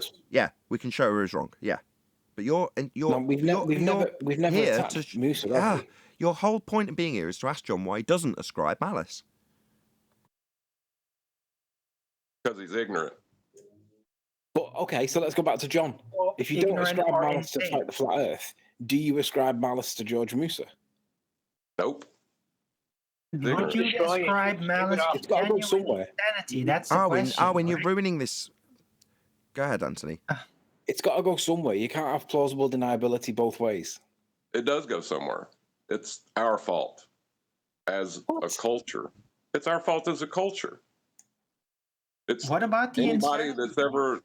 It's anybody that's ever repeated this stuff. It's anybody that's, reified the horizon. It's anybody that's imagined that the things in the sky are physical bodies. It's our fault. I want to get into this, right? Because this is like a judicial setup. Why not ascribe this to insanity? There isn't an insanity plea for nothing. It exists for a reason. Because insane people can lie and just not be in control of it, right? Oh, that's another topic. We're getting to. I don't want to assess these people based on criteria in the DSM. That isn't where I was thinking this would go, Arwin. Maybe they're all bonkers idiots. But again, unless you get into a personal case-by-case, box-by-box basis, you can't really stereotype everybody out into this. It's not general enough. Sorry, Arwin. I'm not trying to do that. But there's definitely cases out there, like Craig, who is definitely... Careful. I would classify... Careful. I would classify him No. insane. No. You're not going to classify anybody. Yeah. What gives you the right to do that? I can't believe you've put me in a position to have to defend Craig in this way.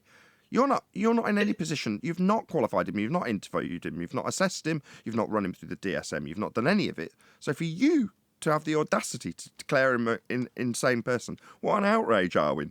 How dare you? Yeah, well, blame's got to go somewhere. I can judge because I know everything about it. Oh my God, what a big head. With that, I'm going to say, if you are watching this on either Nathan Oakley 1980 or Nathan Oakley premiering streams, then stay tuned as there will be an after show to follow. Unfortunately, if you are watching this live, this is where we bid you farewell. So a huge, massive, enormous thank you to all of you who smashed the super chat, liked, commented, shared, subscribed, hit the PayPal link, and all that good stuff.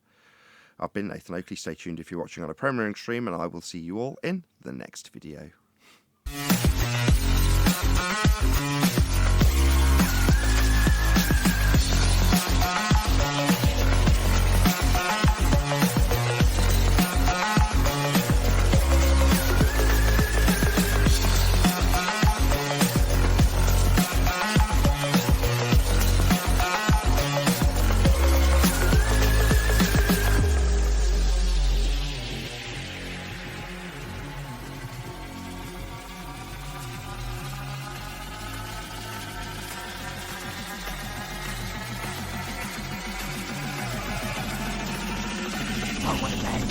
What a lovely day!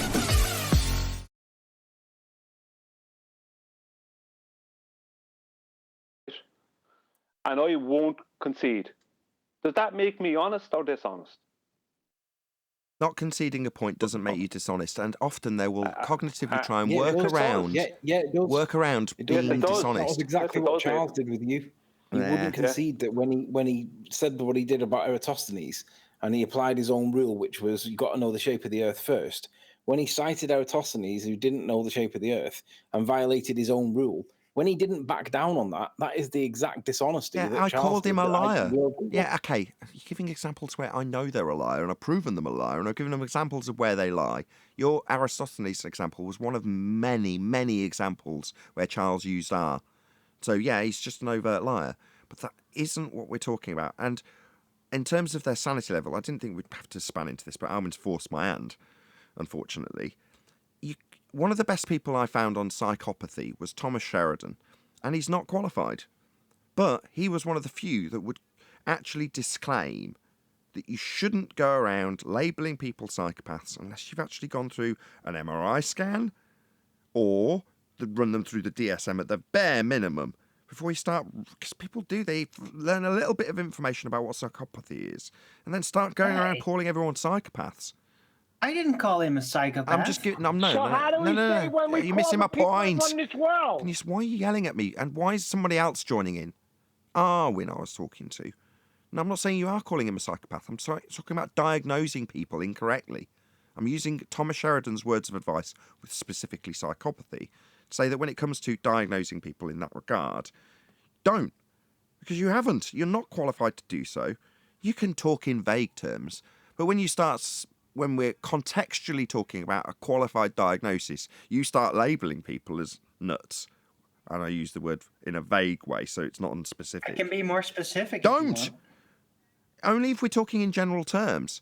It's easy to just say, oh, that guy's a psycho, because contextually nobody's going to take it to mean you're diagnosing them. When we're talking very specifically in debate about are they actually diagnosable as nuts, and you say, I diagnose Craig as nuts, in effect, that's what you did. It's not reasonable. And I can back it up with a lot of detailed descriptive data. Because I have paid a lot of attention to him as a character. It doesn't matter. Now, guys. I wanted to round this out. Arwen won't let me. Anybody moans at me. Arwen's not letting me. I'm trying to make my point. You are not qualified in that particular, in that field. Doesn't matter how much information you've got. It doesn't matter how good your expertise is. That's why I use Thomas Sheridan, who isn't qualified to label anybody anything ever. Has he? Yeah, absolutely. Certain people he will label as Tony Blair. He's labelled him as a psychopath on multiple occasions. He's not qualified to do so, right?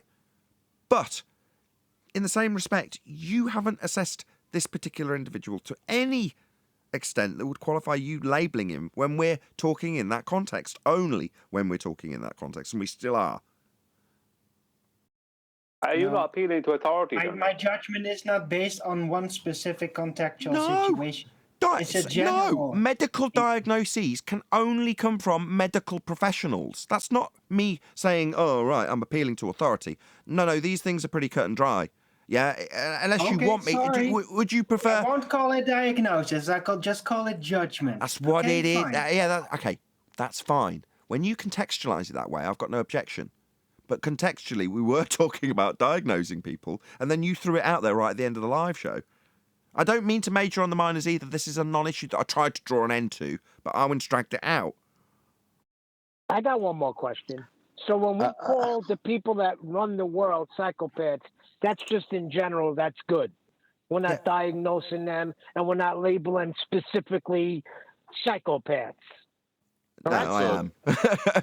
For the most part, I am actually saying it in that context. But like somebody like George Mutter, if you're going to declare him a I wouldn't say somebody like insane. Sorry, I would never say somebody like George Mutter is a psycho, because he clearly knows the difference between something that's a force and not a force. He even says it. He does it. He does the air quotes when he says we don't have to work at the really is level, right? He understands completely that what he's talking about is not a force, but you can think of it that way when you want to do math, right? That's what he says in the interview. Yeah, that's he's not a psycho. He's just someone displaying what has to be displayed in the heliocentric model. He knows the difference between F. He knows the difference between F equals and what it's not. So when he says you can think of, he knows specifically that F doesn't equal. So when he's answering Quaig's question in the way he is, I don't know, it just seems weaselly.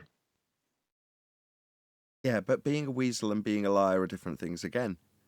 Most of the people we deal with are weaselly. They'll go out of their way to take you around in circles rather than lie. Now, Anthony said earlier, well, not conceding is as good as lying. So maybe we can pick up from there from Anthony. Well, can I just say one thing, just back up Anthony before he says that? An uncle of mine stated very clearly years ago to me, and he was very correct, that there's two ways to be dishonest. One is to lie, and the other is to hide the truth, concealment of the truth. They're both dishonesty. Both of those are dishonesty. And if the truth is that Craig should concede and he's not conceding, then that's the truth. He's concealing the truth. If Craig knows it's not force, yet he's claiming it is, so he doesn't have to concede to Anthony, then that's dishonesty. Hold on a second. Before we can go forward with the not conceding being a sign that you're lying, Anthony didn't concede the previous point. He moved on to something else. So if he can't take that position because I know he's not lying. What point is that, John? Clear it up. Concession is not conceding is lying. Yeah, I can even justify it. So in the back of whoever, not necessarily Craig, but in this example, they, in the back of their mind, think, just because I can't get around this argument doesn't mean that I have to concede the point, because at some stage there will be a get around to this argument, so I'll keep it going round in circles. Now, we just see the point being concluded, therefore you need to concede. They just see a problem that currently can't be overcome by them. Doesn't mean they're going to concede the point, because why would they? The point's wrong, even though it's been shown to be incorrect on their side of the argument. So that's not deceptive either. It's a appeal to the future fallacy. If you ask them why, and they finally boil down that, well, I might not be able to overcome this argument, it doesn't mean I agree with you, because I think someone else will be able to overcome it in the future, and if I had that to hand...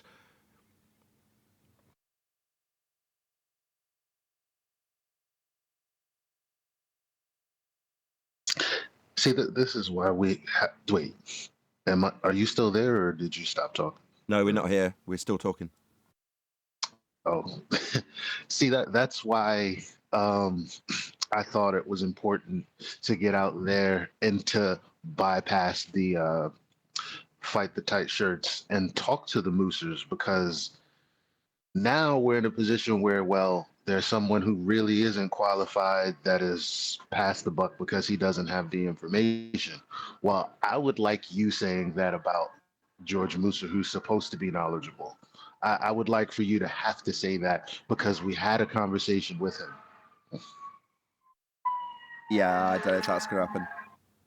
Getting Neil deGrasse Tyson's and George Mooser's and who's the guy who did that diagram that was up a second ago with the refracted horizon from a non-geometric, non-visible horizon?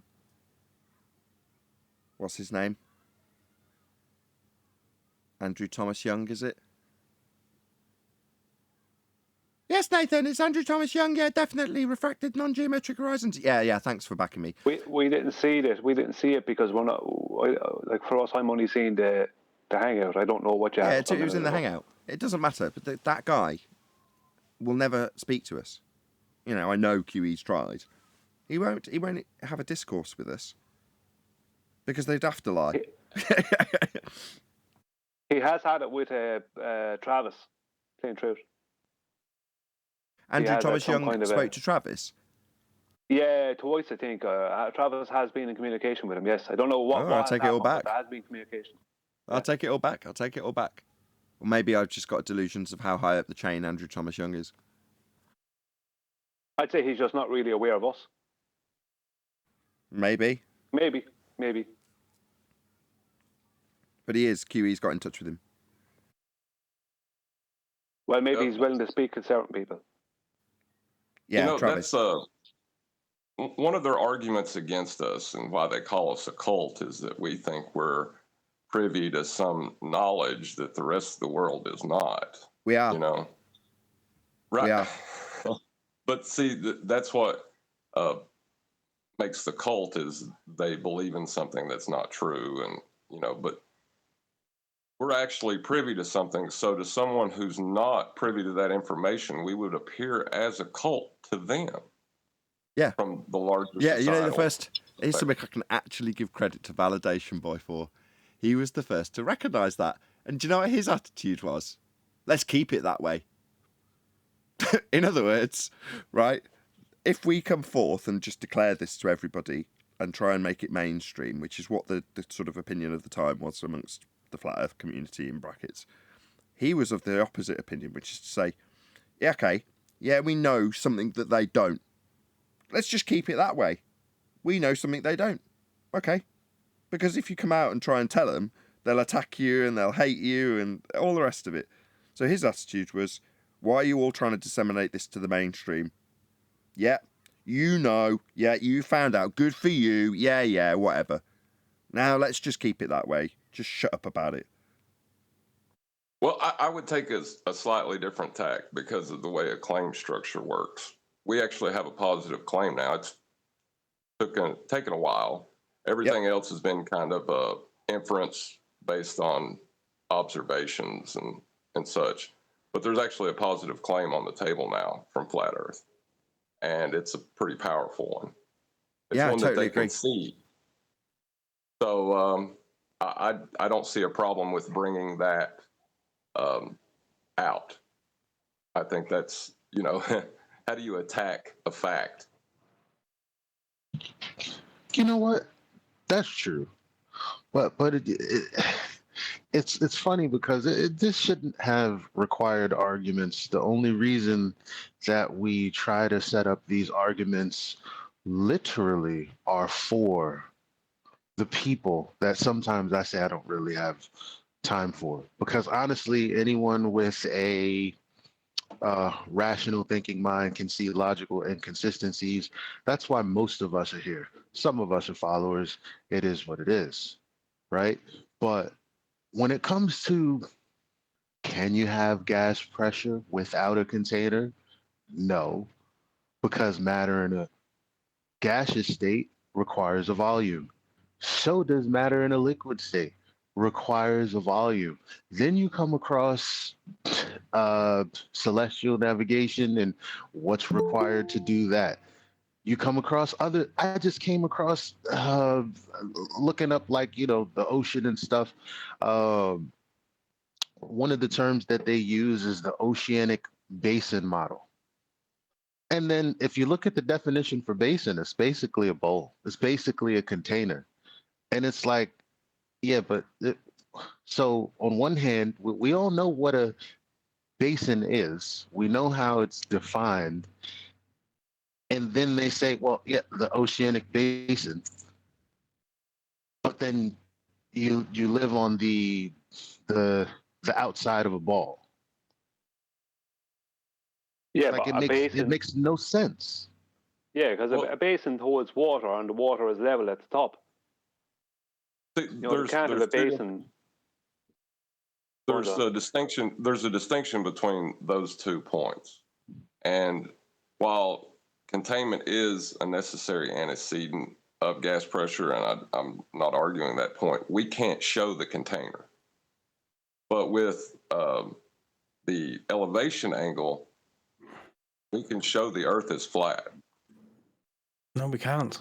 Yeah, With the elevation angle, we can show that the horizon's an optical phenomena. No. No. Eratosthenes used an elevation angle. Please tell me where the horizon is in that description. But he bases elevation angle proves this fact. He based his observation on the horizon, didn't he? No. Which he assumed. No, sticks and shadows.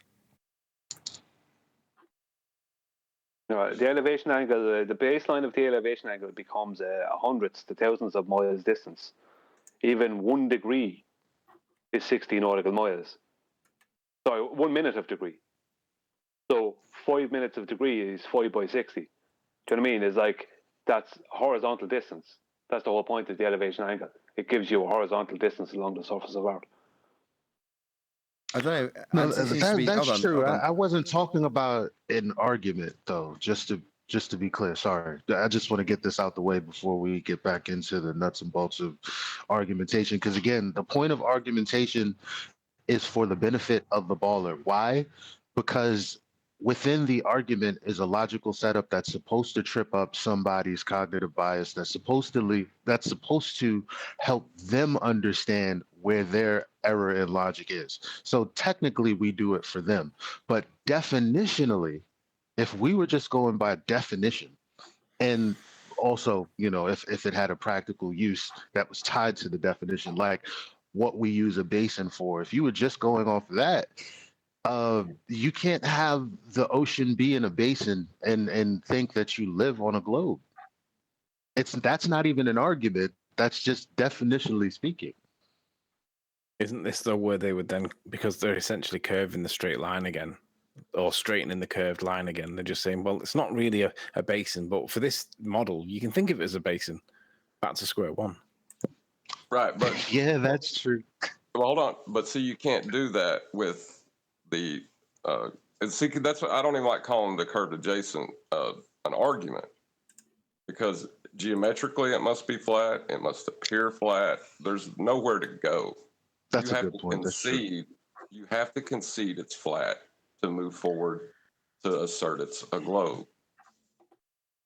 So it's a fact. It's not an argument. I love the fact. I love the fact that they're all now falling over themselves to argue a horizontal plane. I was Yeah. listening to the episode It's the other nuts. day. It was just like three of them in a row, all arguing Brilliant. about how we need the plane to measure elevation angles. It's not how they say it. They say, we can get a flat plane from a sphere. And you're like, Yep. what? So you're going to now argue with me how the surface that we'll be dealing with and the measurements that we'll take are all from a plane, but you've still got your sphere? It's insanity. Come on, you got to call that crazy now. Oh, I'm diagnosing them all. The sphere now is just the nightstand for the horizontal plane. Yeah, it's a hemorrhoid. It's useless. I call it hemorrhoid Earth. Hemorrhoid Earth. Well, it's not even that. It's not even that. Like there's a delusion you have to invoke. Like you have to stop accepting what is the measurements. What, John? Are you just not capable of taking it to the abstraction? You can't. No. I know that's funny, but while that was the reply from the guy the other day, they can't. You're going to be taking a measurement in physical reality, right? What you do thereafter in the abstract maths is irrelevant when you're stood there holding a tool taking an angle measurement. And the angle measurement is going to be utilising a flat plane. That's what it is.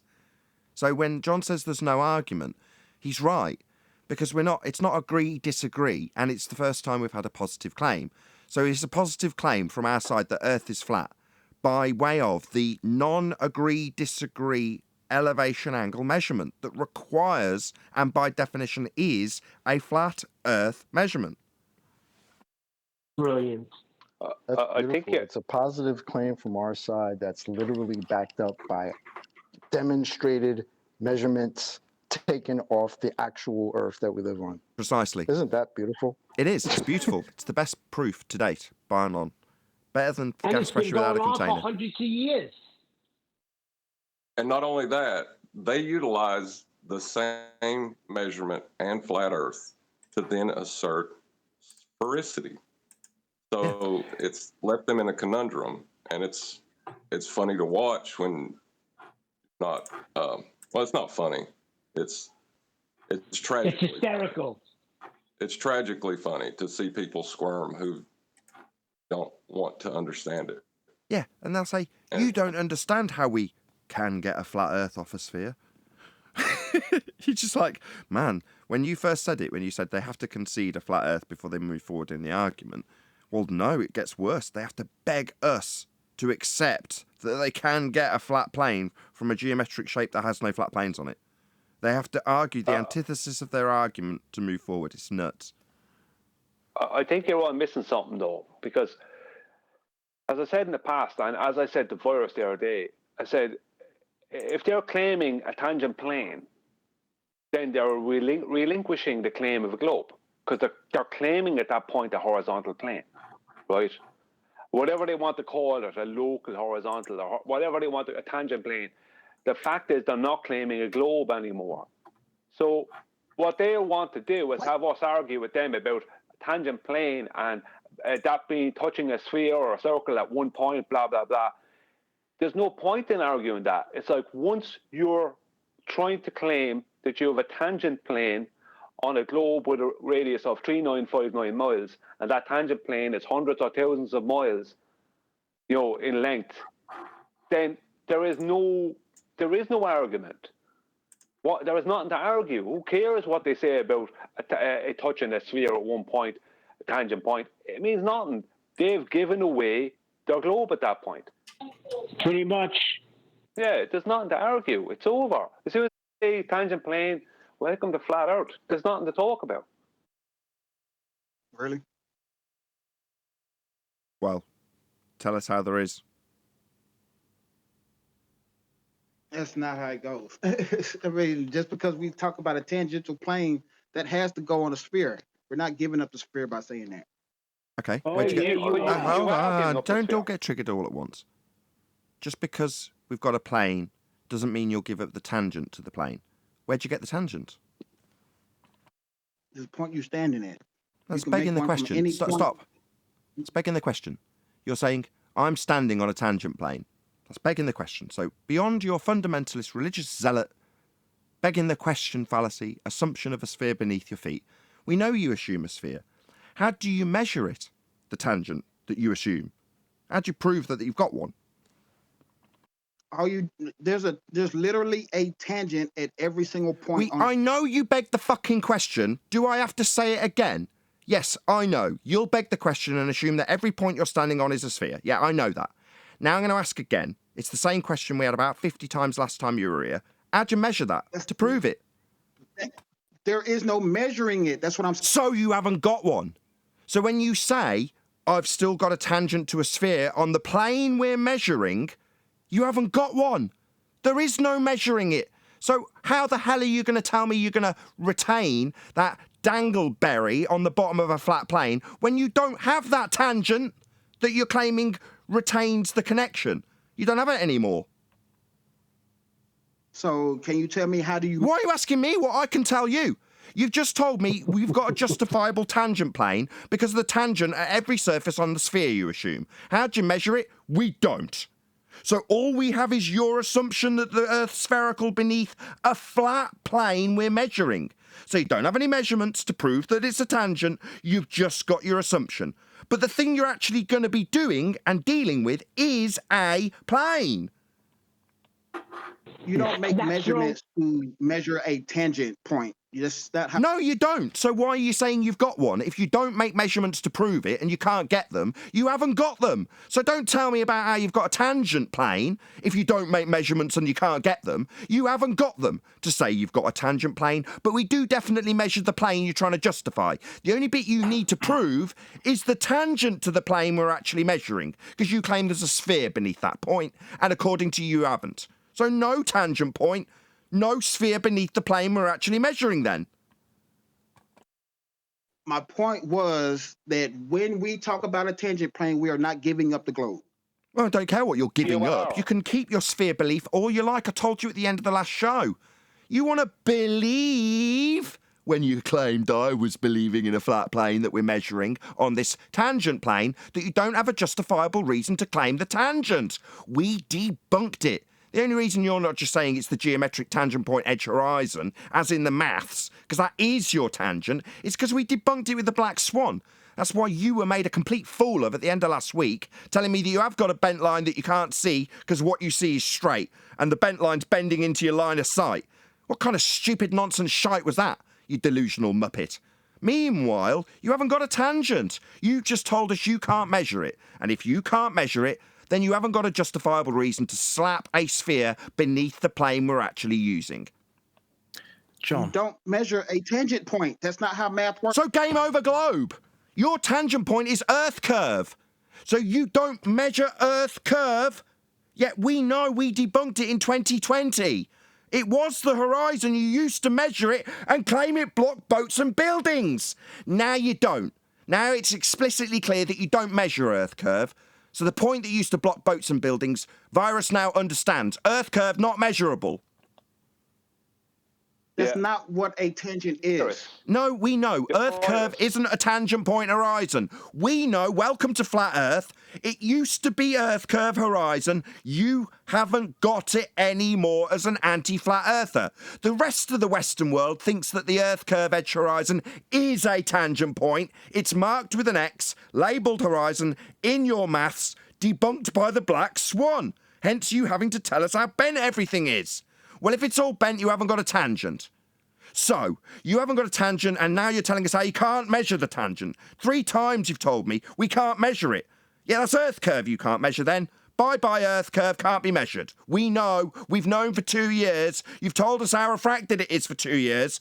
Refracted means not straight. You haven't got a tangent. On screen for the audience right now. Straight line required for an angle. That would be the line of sight in this Muppet Vision representation that you'll never get because you don't see the side of your own head. To a tangent point. That's the straight line Virus needs to claim a tangent. What do you know? There's also the bent line to a non-geometric, non-physical tangent point that it isn't over here, because there's no straight line to it. Black swan, that's what this diagram represents. So when it comes to Virus accepting the fact that he can't get an angle from a sphere, He tells us tangent plane. That's this straight line from the observer to the tangent point, Earth curve edge, sphere edge, horizon, that they haven't got anymore. And he's making explicitly clear he can't measure this. Yeah, we know, 2020 argument, here's the bent line you tell us is the reason you can't measure the tangent, the only thing keeping the flat plane we measure attached to your fantasy sphere. Okay, the tangent point is not the line I'm talking about. That's the line of sight. That is not what I'm talking about. Well, we're looking at lines of sight to horizons with sextants. So you can't use a sextant because you're not talking about looking at a horizon with a sextant to get a straight line from it. Yet we know how you fail and what you're not talking about. We know how the globers are not talking about measuring straight lines along the surface with a sextant because you can't. I know you're not talking about that. We are talking about how you do measure angles off flat surfaces. It's called celestial navigation. We are talking about that, though. You just can't get a straight line when looking through a sextant on a sphere because you haven't got a flat surface and you can't see any straight lines. Called your line of sight.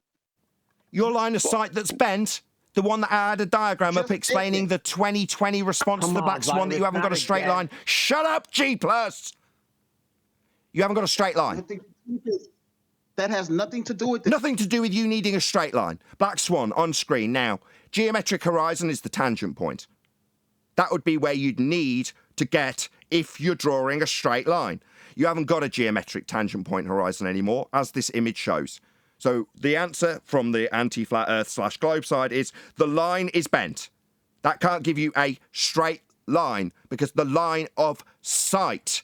Let's just keep it on screen in case Virus decides that he's going to try and redefine what the line of sight versus what we see is.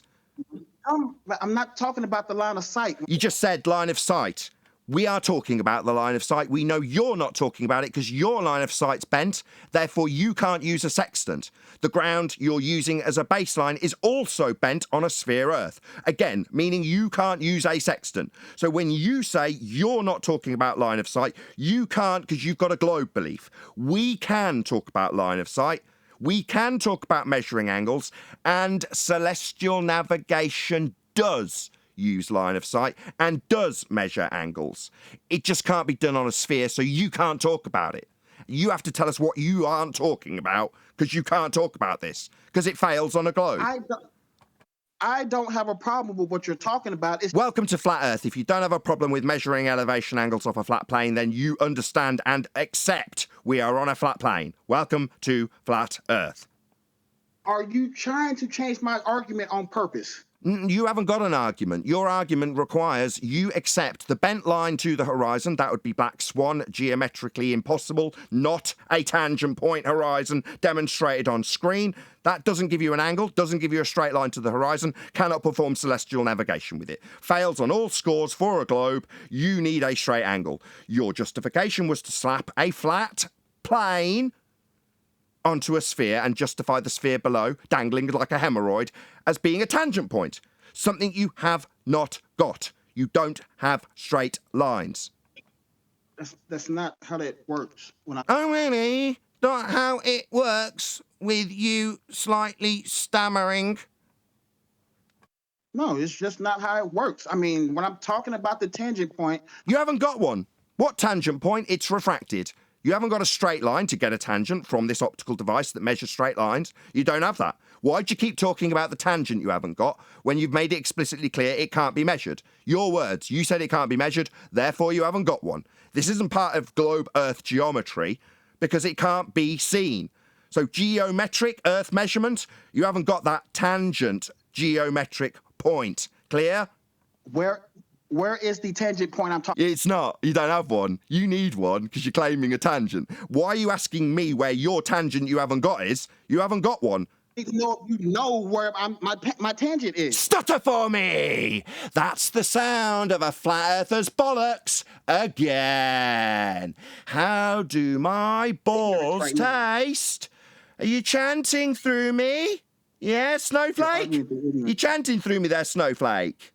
Stutter for me. You're still arguing through ignorance. Oh, really? That sounds like an ad hominem attack. I'm arguing from the position of celestial navigation and its measurement of elevation angles. That would be a flat baseline required, cannot be done on a sphere Earth. All lines are always bent in terms of your line of sight on a sphere, and the ground is also bent. Neither give you a straight baseline. That is what is used in celestial navigation. I absolutely understand my argument. Your stuttering, stammering, bitch behaviour isn't going to be responded to with an ad hom. I'll just point out to my audience for the third, fourth, fifth, sixth time how a flat Earth's required to measure an elevation angle, something you haven't got. All lines are bent. I'm not talking about your character. There's no ad homs here. You said I don't understand. That's an ad hominem attack. You're thick. You don't even understand the fallacies that you're throwing out when I point out that you're using them. Your argument is not attacking my argument. That's what Yeah, it is. Your argument is that you've got a tangent plane. That's your argument. You had it on screen last time you were here. You haven't got a tangent point. You've made it explicitly clear on your visit now that you cannot measure that. Can you measure a tangent point, Virus? Chanting through me there, Snowflake? Must be painful. Chant through me, Snowflake. Because obviously your argument's going to be really well received while I'm talking. Maybe you're giving us the best rebuttal in the world while I'm talking. Right, Snowflake? No, I'm not. Yeah, I am addressing your argument. I just want you. Yeah, you're going to listen to me addressing your argument, or you're going to chant through me there, Snowflake? I'm not saying Yeah, you are going to chant through me there, Snowflake, when I point out that I am addressing your argument being that Earth has a tangent plane. So the bit we're measuring is the plane. I understand what a tangent plane is, and the bit dangling beneath that's no use to anybody by a single point would be a tangent to a sphere. You haven't got a tangent. You've made it explicitly clear that you cannot measure it. That was what you told us. Where is this tangent? Why are you asking me something? You say I'm not addressing your argument, so I summarise how I have addressed your argument, quite detailed address of your argument, and you start asking me questions. So I definitely have addressed your argument. We haven't got a tangent plane. The plane's the only bit we've got. It's the reason you're justifying the plane that we'll be using by way of tangent you can't measure. You've told us how you can't measure it, and all you can do is chant through me. And then tell me I haven't addressed it when you've been chanting through it the entire time. You summarized it wrong. You didn't even summarize it right. That's the reason I'm asking you that question. So you're wrong. You haven't summarised it right. That's the reason I'm asking you a question. Wow, that was a really fucking excellent argument that you put forward in your time to talk there. I think while I'm responding to your absolutely shite response to the fact you've bought a tangent plane that cannot have a tangent if you can't measure it, and you've already conceded you can't, that's me definitely addressing your argument. Yeah, Flat plane required. You can't get... Do you want to continue chanting through me, Snowflake? Yeah, continue. Keep chanting through me. I know how painful it is. And maybe you can encourage Sheepus to do the same. Yeah, I'm not quite done there, Virus. I know how painful this is. Oh, bless him. Bless him. If you talk through me, you won't have to listen to it, needing a flat plane. Then you can tell me I'm not addressing your argument. Yeah, it's not like try argument is right or wrong. It's not about proving it right or wrong. Approach it in a slightly different way, Nathan. Ask him closed questions so that he has to say yes or no, and then see the bit that he, because I think what he's doing is he's conflating the line of sight as a tangent line, in other words, straight, and he's ignoring that it's curving subject to 7/6R and warping the space-time. So try and narrow it down with closed questions so see if we can get him to understand. Okay, fine. Do mariners use elevation angle measurements to navigate the surface of Earth? They use a tangential plane. So they use a flat plane. Question, Virus. No. Welcome to Flat Earth. So when mariners navigate the surface of Earth, they use a plane. It seems while I'm summarising the position, Virus is chanting through every single word of it. Maybe, as a really good tactic audience, if you come in and chant through every word your opponent says in response, you can later claim that they haven't addressed your argument. When you just talk through every single word they say, like he's doing now, he can later claim that I haven't addressed him, or address the fact that he's constantly interrupting everything I say, so that he can claim I haven't addressed anything he said. It's a really good tactic when you're losing. Meanwhile, I've asked him if sextants are used by mariners to navigate the surface of Earth. Yes or no question? Yes, they do. Yes. I said yes. Yes, they do. Is an elevation angle two straight lines meeting at a vertex? Yes, they meet at the tangent point. Sorry, meet at the tangent point? What tangent point? Yes. Sorry, what tangent point do they... Position? What tangent point? How do I measure this? Position? It seems that if you interrupt me before the end of my question, you won't have to address my question. A lot of projection going on, it seems, Virus. Like you interrupting my question so that you don't have to address it, and then talking through my responses to your claims and claiming I haven't addressed them. Very high level of projection going on, ladies and gentlemen. It's a devastating argument. What do you expect? It's painful for him mentally. I know, bless your cotton socks. Try to pin your ears back while I'm talking. Listen and take into what I've said without talking through it, and then respond to what I've said. So, you've said, maybe interrupt before the beginning of the statement. I'll try a third time. Yeah, there's the fourth interruption to the beginning of the question. So, how do you measure this tangent you've claimed? In math, how do you measure? Not in math, in physical reality. We're talking about the surface of the Earth, not in math. That's my question first. No, I'm not answering Jack. I'm the one in control because I'm winning the argument and asking you about your justification for your tangent plane, given that we're measuring a plane and a flat surface when we do celestial navigation, and your dingleberry hanging by an asshole. You're going to be trying to justify that tangent point that you said you can't measure. That's what you're going to be doing. I'm not going to be answering anything. You'll justify your claim of tangency and where you measure it. By the way, you already told us you can't. I will once you tell me how do you... No, I won't tell you, Jack. You'll tell me where you get your tangent you've already told us you can't measure. I won't do anything you demand of me. Measure tangents and it's... You don't measure tangents. It's under you. It's where you're standing. No, that's your assumption. I covered this already. Did it go in one ear and out the other by any chance? The fact that you're assuming tangency, and when I ask you where you can justify it by measuring it, you say you can't. So just your assumption of a sphere Earth beneath you at every point. And if it happens to be a tangent plane to a surface that's a plane and thousands of miles, that's all good. So long as there's a dingleberry hanging below your point that you assume, you can move forward and measure a flat plane. Right? You don't measure... You don't stutter much. Yeah, you fucking do. When a flat earther's teabagging you, you stutter like a bitch who doesn't know where to go. You don't measure any points.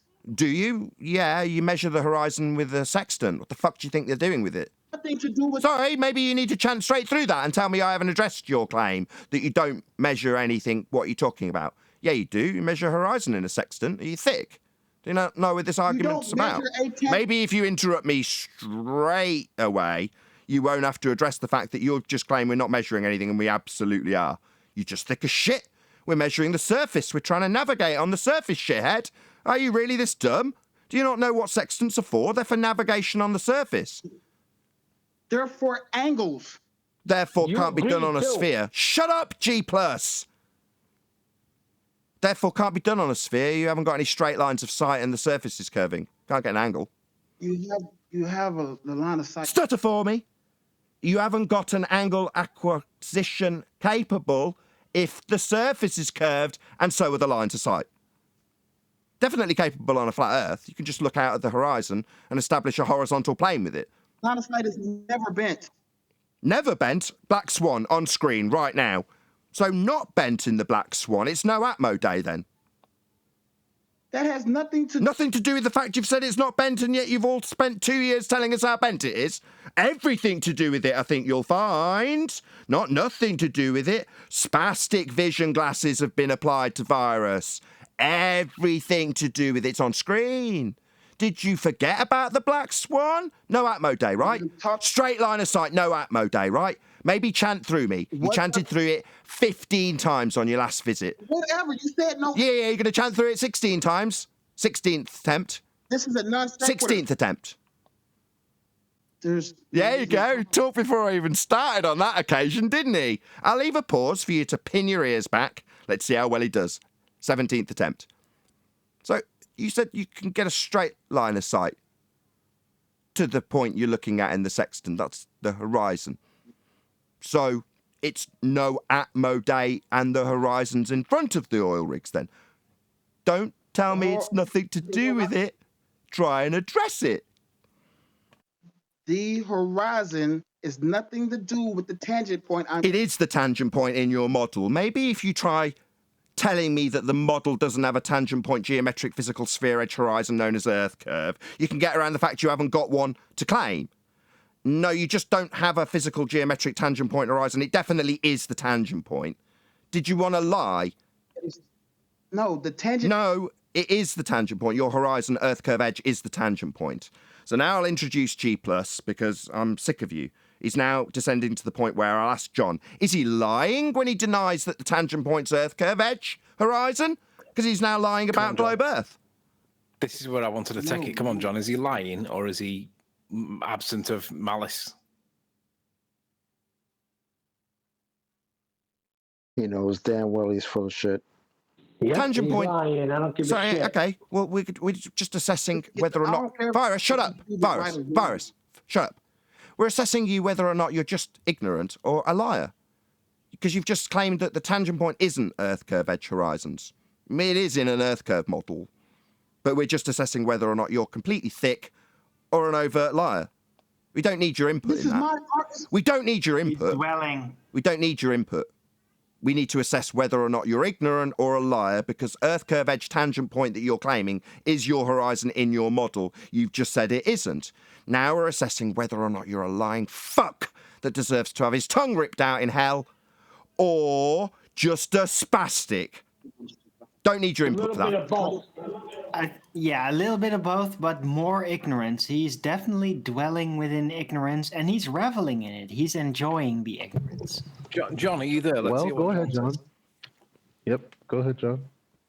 This is your argument. John's not answering. Example.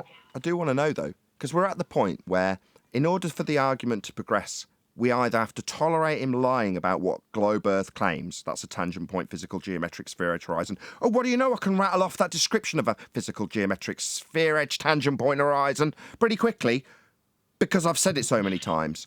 But now our fuckwit opponent is lying about it and saying, nah, that's not what the horizon is. Nah, just because a sextant's looking at a geometric horizon if it's a globe Earth, and I haven't got one anymore, that's not what our globe Earth horizon is. So is he a liar? What's the score? Can I say something on it? Because I think my point in the start, the reason he came in, as far as I know, that's what he came in and made a statement about what I said, has been completely lost. As soon as they claim a tangent plane, they're stating that what the process they're talking about, regardless whether it's celestial navigation, surveying, whatever it is, they're stating and admitting this can't be done on a curved surface. Otherwise, they would need a tangent plane. Yeah, but they don't have to work on the really is level. Yeah, but that's not the point, Darwin. Brian's correct. That's not the point. Don't give them that. We work on the really is level. And in reality, what's actually happening is they're admitting that they can't do this on a curved surface. If they could do it on a curved surface, they wouldn't need a tangent plane. That's all I have to say about it. So correct. What you're saying is I should just say to him, well, who cares? We're now arguing about doing this on a flat plane. You claim there's a sphere beneath it, but we're not doing it on the sphere. We're doing it on a plane. So you admit we're doing it on a plane then. That's the end of your argument. Don't care what you say about there being a belief in a dingleberry Earth below the plane that you're going to describe us doing this on. We're both doing it on a plane. Right, they're just projecting the globe underneath it, right? It's on a plane, but they project the globe underneath it. A plane is required. If it wasn't, it wouldn't be a For the audience's benefit, this is the physical geometric sphere edge horizon marked with an X, labelled horizon with a tangent point to it. The one that Virus lied about. He said globe Earth doesn't have this. Sorry, did you need to chant through me pointing out where you're wrong? Did you think that maybe if you interrupt that for the audience, that will somehow benefit you as I point out where you're wrong? I don't like it when people... Shut the fuck up, you lying, globe-believing spastic. Do you hear me? Shut up. Here's where this fucking pig liar lied. this marked with an X, labelled horizon, tangent point to a globe Earth, is the globe Earth mathematics of a tangent point horizon he had to lie about having when I point out that he can't measure it. Virus said, we can't measure the tangent point. The tangent point that would be Virus, said we can't measure is Earth curve. Here it is. Now, his concession is essentially that we can't measure this point, even though it's in maths, with its tangency to the curve edge. Apparently, he's happy moving forward this argument, declaring that we can't measure this point. It's in this maths, claiming to be Earth curve Virus. How do you measure a point? Why are you asking me something? It's a fucking outrage. You've said we don't have a tangent point to Earth curve. Yeah, that's your basis of the claim in the first instance. That's Earth curve claim. Tangent point to a horizon. That's your claim. You've denied the very premise of your claim. It's akin to Simon Dan telling me my reference frames are ruined. What? You saying we don't have a tangent point in globe Earth? There it is. It's on screen for the audience, proving you a liar. But you think it needs constant fundy muting interruption. Me proving you a liar needs constant interruption, doesn't it, liar?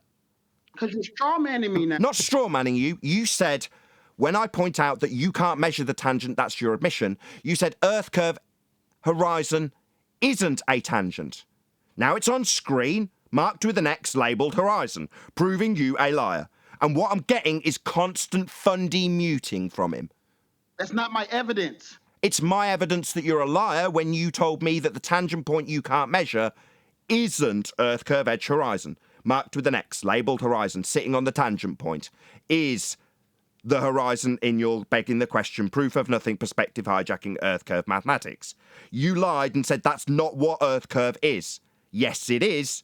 You just needed to deny it because you'd also said you couldn't measure it, even though it's the fundamental premise of an Earth curve claim that you can measure the tangent point horizon.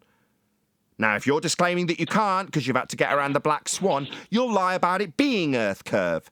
You're about the black swan. This has nothing to do with the black swan. Yeah, it does, because in your maths you've got a geometric tangent point blocking boats and buildings. As soon as you refract it, you lose the argument. It's no longer a geometric blockage point for boats and buildings if it's refracted. We've been telling you for 2 straight years that the moment you refract that tangent point, it's not Earth curve anymore. What does that line represent when it's bent? It represents a non-tangent point to justify how you came into this argument. You came in saying that the dingleberry Earth below the tangent plane was attached by a single tangency point. Well, you haven't got it. It's curved. Black swan. You keep telling me it's irrelevant and that you're good with the black swan. Now I've got G plus somebody with their fucking mic wide open, their phone going off. My argument literally has nothing to do with the horizon. Oh, really? Even though it's the tangent point you're claiming, lie again and tell me the Earth curve horizon isn't the tangent point you are claiming. This has nothing to do with that. Even though it is your claim of a tangent. Yeah, it has everything to do with it. The tangent point is Earth curve. We've debunked Earth curve. You got a donkey dick line to a different point that isn't Earth curve. So when you justified having a tangent plane, please put yourselves on mute in G+, Eli. When you say I've got a tangent plane, yeah, that would be a tangent to a geometric horizon we debunked with the black swan. When you say I can't measure it, then you're saying you can't measure Earth curve. When you say, well, Earth curve isn't a tangent point, that's where you become a liar. Yay, black swan. I don't care. That's fine. That has nothing to do with my argument. Other than you've got a tangent in your argument. That's a straight line to a geometric horizon. It has nothing to do with the horizon. Other than that's the tangent point you're claiming when you said you got a tangent dingleberry Earth. That is the horizon in your model. I just told you that the point I'm talking about is under the observer. It's where the observer is standing, not the horizon. Well, how do you measure that tangent point that you're claiming? Yeah, it's called you touching Earth. Oh, so it's just you assuming we've got a sphere dingleberry below your position. Not going to measure it. Not going to prove it. Just going to assume it. That's a begging the question fallacy, you dumb fuck. I'm not. You dumb fuck retard. Don't beg the fucking question, you dumb fuck retard. I'll kick you out if you do it again. Just telling me because where I'm standing is a sphere Earth is the dumbest fucking thing you've said to date. Don't beg the question. Tangent point on it. Don't beg the question. You can't measure a tangent. Saying it's just because I'm standing on Earth and I assume it's spherical is begging the question. That means you. That means you've begged the question. Question. I'm just answering it. No, I asked where you measured a tangent. You told me how you assumed that every point below any point on Earth is got a sphere dangling below it. Well, no, sphere dangling below a plane is your claim. You're claiming a tangent plane with a dingleberry hemorrhoid Earth dangling below it. I ask how you measure it. The answer is you can't. Where is the tangent point in a globe Earth model? It's the horizon. You've decided that in your fuckwit virus world of spheres, it's any point you assume is a sphere below your feet. Well, no. It's the horizon in your model. I don't give a crap that you have a begging the question fallacy. There's no assuming that needs to be done. Oh, there's no assuming when you say I assume every point's a tangent point with a sphere below it. Yeah, that's you assuming the sphere Earth. Now he's just denying his own begging the question fallacy after it's pointed out to him. I heard you repeat it. Good. Now you can fuck off and believe in a sphere somewhere else. You stupid spastic. You're just raising my blood pressure unnecessarily. Fuck off. Yeah, you destroyed yourself, Iris. You're done. Well, I'm looking here at this personal.math.ubc.ca, and I'm looking through here. Yes, it has the dingleberry Earth underneath the plane and the celestial sphere centered around the observer, with obviously the plane underneath that you'll be getting the measurements from. At some point, though, they show some definition. So you have plumb line, zenith, observer's horizon, compass points, et cetera, et cetera. Right here, it says observer's horizon, the plane tangent to the Earth's surface at A, in parentheses shown in pink, sorry, and perpendicular to the plumb line is the plane or the true or mathematical horizon of the observer.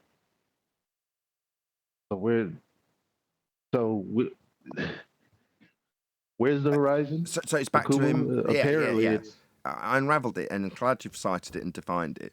Their model, I've got it on screen right now, has their tangent point as the horizon.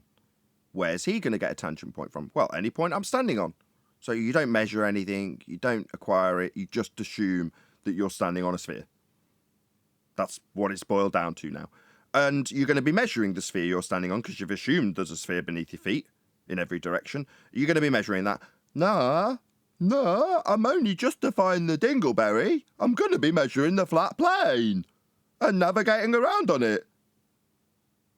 Doesn't matter if I navigate 4,000 miles away from where I position that dingleberry. It don't matter. I'll still arrive, okay, on the plane that I measured and navigated. The fact that 4,000 miles ago I put a dingleberry below this flat plane will just move the dingleberry below where I am now. Remember, Nathan, the ECEF system that we went through? Remember in that presentation I did? Centered Earth fixed, I remember well.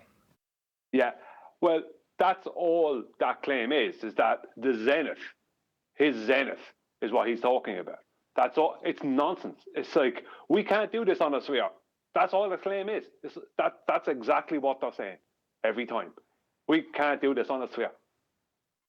Indeed. With that, I'm going to say another huge, massive, enormous thank you to both Discord and G+ panels for making today's after show possible. And, of course, a massive thank you to all of you in either Nathan Oakley 1980 or Nathan Oakley premiering streams for hopefully smashing the super chat, liking, commenting, sharing, subscribing, hit the PayPal link, joining as a Nathan Oakley 1980 channel member, and all that good stuff. I've been Nathan Oakley, and I will see you all in the next video.